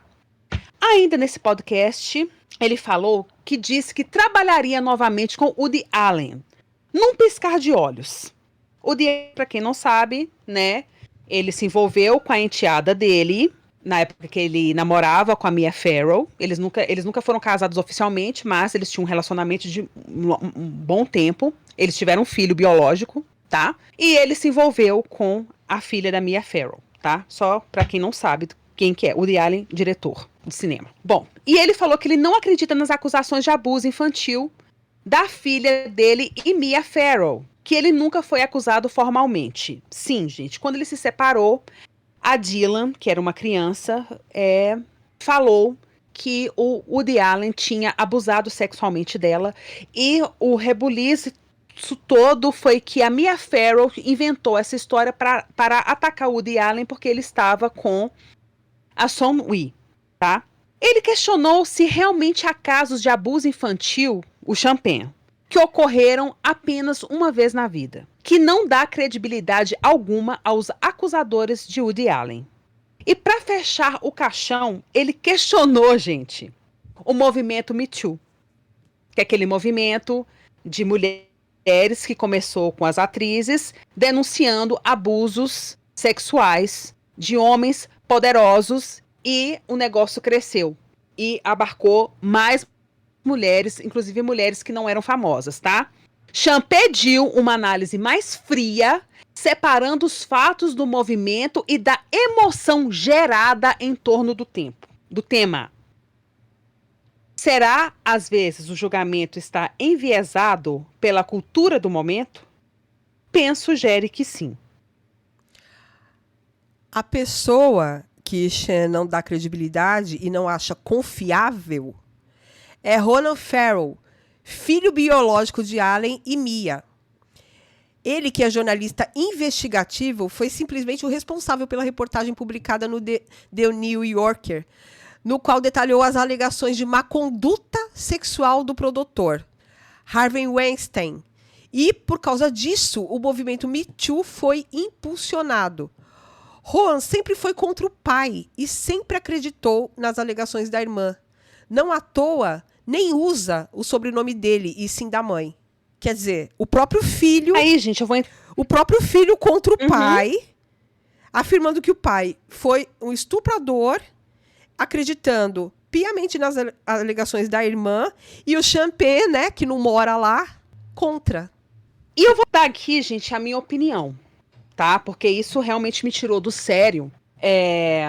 Então vamos lá. Sobre você, Sean, falar que nunca viu alguém abusar apenas de uma criança e uma única vez, porque ele falou que foi a única acusação que teve pro Woody Allen foi a acusação da Dylan, filha dele. Mas querendo provar que não houve abuso por parte de Woody Allen. Ele usa essa alegação para defender o Woody Allen. Então, aqui, deixa eu te falar uma coisa. Obviamente, abusadores não fazem isso publicamente. E muitos sabem esconder muito bem. Quantos anos Harvey Weinstein abusou de mulheres até tudo veio à tona? Ainda mais em Hollywood, ainda mais em alguém poderoso. Ainda mais o Woody Allen, que o Oscar era exatamente antes, na segunda-feira, porque falava que ele não iria à festa se fosse domingo. Tá? O Woody Allen, que tinha esse poder todo em Hollywood, tá? E continuando aqui, a Son-Yi, que era a enteada da Mia Farrow, começou o relacionamento com o Woody Allen quando ela era adolescente, porque nos autos você fala que não teve uma acusação, mas teve investigação, e foi descoberto sim que ela estava no colégio quando começou a ter envolvimento com ele, tá? Só foi assumida quando a Mia Farrow descobriu o caso, quando ela tinha 21 anos, e o Woody Allen tinha 56. Diferença de 35 anos de idade entre os dois, tá? Sendo assim, só aí foram 2 abusos, porque ela era menor, a Son-Yi, menor de idade, e a Dylan, ela era criança. O próprio Woody Allen, Champagne, que você defende tanto, que conhecia a Son-Yi desde que ela era criança, admitiu numa entrevista que começou o relacionamento achando que era uma aventura. Uma aventura. E a Son-Yi falou que ficou surpresa quando em 92, quando a bomba já tinha estourado toda, que ele soltou uma nota dizendo que estava apaixonada por ela, porque ele nunca tinha falado até então isso. E completou dizendo, não sabia se ele queria dizer aquilo mesmo, porque nunca dizemos isso um para o outro. A Son-Yi falou, mas eles continuam casados. Isso é garantia de algo? Tem pessoas que vivem anos com seus abusadores. Já ouviu falar em dependência emocional? Não sei se você já ouviu falar, senão podia estudar, né? Abusadores são muito eficazes em manipulação emocional, em especial quando envolve crianças e adolescentes. Existe uma disparidade de poder que pode englobar questões emocionais, financeiras e sociais, entre outras coisas. Nem todo abuso, senhor Champagne, envolve violência física, tá bom? E lembrando mais uma vez, Son-Yi era filha da namorada dele, que era quase uma esposa. Eles não moravam na mesma casa e não eram casados oficialmente. Só isso, tá? Mas o resto tudo vivia da mesma forma. Alguém que ele conheceu ainda criança e boa parte da adolescência. Mesmo ele dizendo que não era padrasto e nem pai dela. E para quem tiver dúvidas de todo o processo, gente, veja o documentário da HBO, Farrow vs. Allen, porque foi o primeiro documentário que deu voz para Mia. Porque a Mia teve a carreira dela destruída. Depois de tudo, gente. Acabaram com a carreira de Mia Farrow. E as ameaças que o Woody Allen fazia a ela por telefone foi gravado e o documentário mostra. Ele fala nitidamente, eu vou acabar com você, eu vou acabar com a sua carreira. Tá lá, tá no documentário. Assistam e tiram as suas conclusões, tá? Então, realmente, Chan, pra você que tem se relacionado muito com mulheres 30 anos mais novas que você, realmente, né, Chan, deve ser tranquilo achar que isso tudo é normal, né? E eu quero jogar pra vocês, fãs de Madonna, uma coisa hipotética aqui. Seria como se Champagne em 2015 tivesse voltado com Madonna. Madonna tem os filhos dela e tal. E em 2025 viesse à tona que Champagne estava se envolvendo com Mercy James, por exemplo. Enfim, só isso que eu tenho a dizer. Dedo podre, 2 lixos. 2 lixos, eu não sei qual é pior. Não consigo. Você fala de Guy Ritchie ou Chan? Sim, eu não consigo decidir qual é pior. O que me irrita em Champagne, sabe o que é? Pra mim ele tem uma vibe esquerdomacho. Ele fala de coisas progressistas e blá blá blá, ele tem ONG no Haiti, né? Ele gosta de entrevistar pessoas da esquerda, que tem até opiniões interessantes, mas a forma dele agir, você vê que, as coisas que ele falam, você vê que é carregado de machismo e misoginia. Nossa, eu lembrei daquele... Por isso que eu não suporto esse cara. Eu lembrei daquele esquerdomacho do Twitter que vivia fazendo declarações de amor pra esposa com câncer, que depois morreu, e aí descobriram a amante dele. Isso, provou exato. Que o cara traiu a mulher o tempo todo. Então, assim... Eu não sei, eu acho Guy Ritchie e Chan, eu acho assim, o dedo foi podre pros dois, os dois têm características muito nítidas, mas o que me irrita mais em Champagne, igual como eu disse, é essa postura esquerdomacho dele e essa coisa que eu não entendo, porque tem fã de Madonna que fica defendendo esse homem até hoje e que acha que a vida de Madonna seria outra se ela voltasse com ele. Ah, não, gente, olha, desculpa. Depois disso tudo que a gente narrou aqui, se você ainda acha isso aí, já eu só posso crer que é ignorância. Não saber ou as músicas. Não, ou fica tal, na ilusão. Mas não sabe quem é o cara. Ou fica na ilusão. Não, eu só acho que pode ser ignorância, né? Burrice mesmo. Porque o cara é um lixo. Essa, gente, essa do Woody Allen, gente, foi horrorosa. Foi horrorosa. O negócio dele falar dos genes que fazem os homens... ou seja, um homem que seja mais delicado, ou um homem que seja mais feminino, que é diferente. Não, isso não pode ser, tem que ser machão. Uhum. Ah, vai tomar banho, meu filho. Vai tomar banho, vai encher o saco de outro. Lixo. Sabe? Vai. Eu fico triste da Madonna ter se reaproximado dele, dar ibope pra ele. O cara não merece.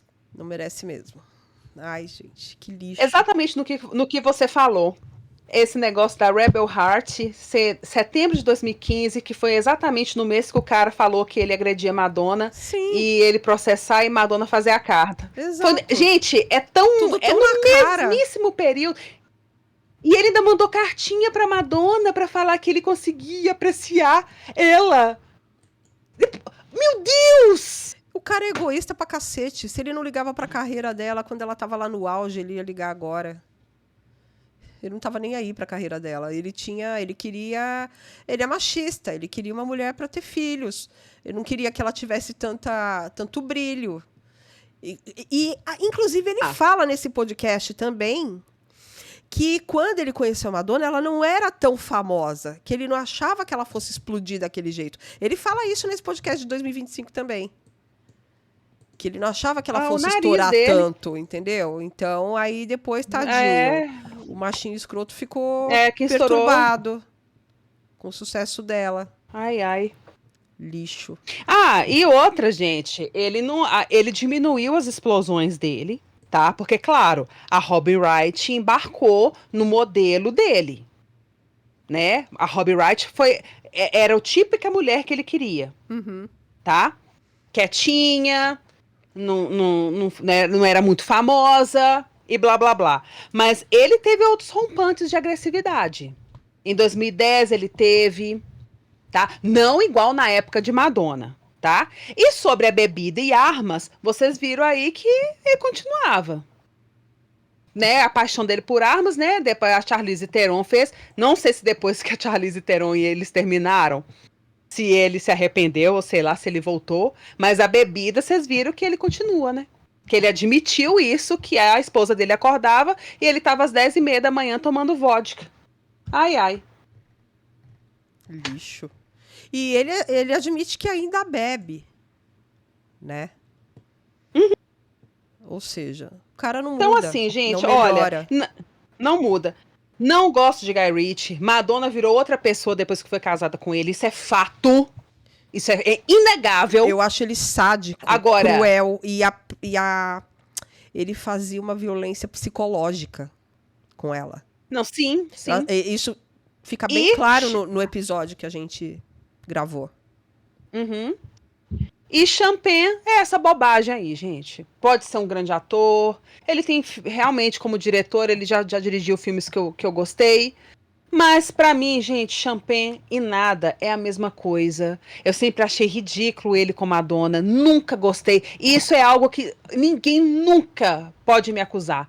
De eu ter achado, em algum momento aí, o pessoal que me conhece do Orkut, o pessoal que me conhece, né, posterior Orkut também, que sabe que eu sou fã de Madonna, eu nunca defendi essa presepada dos dois. Nunca achei legal, sabe? Enfim. Chega, né? Nossa, ficou longo demais. Mais um episódio longo falando de um bosta. Chega. Lixo. Chega. Ai. Mas graças a Deus. E assim como Vicia ficou feliz da gente riscar a nossa lista de temas, nós estamos riscando Champagne. E eu espero nunca mais ter que falar de novo desse cara.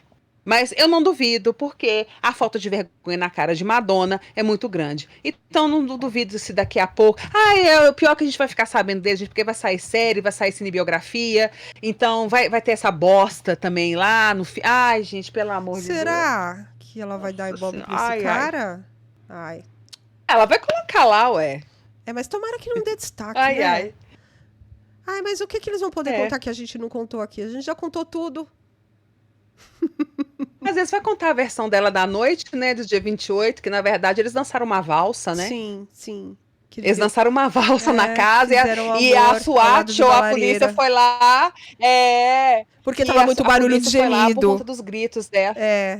Isso, tipo coisa assim, sabe? Tipo coisa assim. Merda.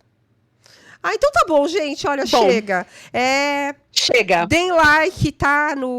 Comentem, que a gente gosta dos comentários. Deem like no episódio no YouTube.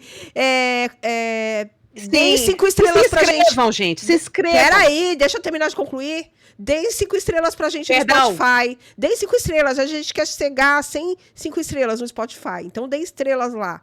Comenta no Instagram também. Deixem comentários longos. Contem o que vocês pensam. A gente gosta de saber. A gente gosta de saber de tudo. Sim.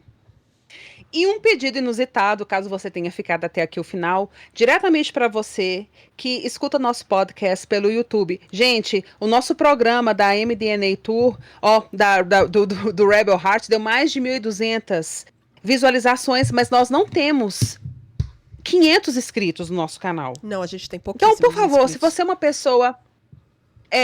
Então, por favor, se você é aquela pessoa que escuta esporadicamente, está nos ouvindo agora, mas você não segue, curte lá, coloca o sininho. Siga. Para vocês receberem toda sexta-feira que sai. E siga a página. E escreve lá no YouTube, eu escutei até o final.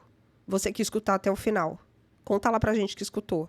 A gente gosta de saber isso. Porque, gente, se não for pra ouvir tudo, a gente vai fazer episódio de 20 minutos. Porque dá pra passar muita informação. E episódio de 20 minutos também. Uma prova, eu posso provar que os amigos que Madonna largou pelo caminho, tem uns 20 minutos, tem muita informação. Muita informação. Os projetos não realizados por Madonna também tem muita informação e é episódio curtinho. E aí fica a critério de vocês. Se vocês gostam... Curiosidades parte 2. Também. Curiosidades parte 2. Também é curtinho? Ele é curto. Então, se vocês gostam de episódios longos, comenta lá que gosta, porque se a gente não vê que as pessoas gostam, a gente vai voltar a fazer episódio curto. Porque demora pra gravar, demora pra editar, é tudo um parto. Mais delongas. Não, eu tenho mais um recado, gente. Abraço até. Só mais um recadinho. Apoia a gente lá no Apoia-se, tá? O link tá lá na bio do Instagram. Tem o link do Apoia-se. Aqui no Spotify também tem o link do Apoia-se. No YouTube também tá saindo o link do Apoia-se. Agora eu tô colocando o link do Apoia-se em todos os episódios. Então é só ir lá, clicar, contribuir com R$5. Tem um monte de episódio inédito lá, tá? Que a gente não vai trazer pra cá. Não tem jeito. Vai ficar só lá pros poucos apoiadores que a gente tem. Então, se você quer fazer o nosso projeto crescer, apoia a gente. A partir de R$5 você pode apoiar. Pode apoiar com mais, se você quiser também. Dá uma força aí, porque a gente não tem patrocínio. É isso. Abraço, até a próxima aí. Tchau! See up in my love. Acabou! Você acabou de ouvir o Madonna Vicia Podcast. Até a próxima! Tchau!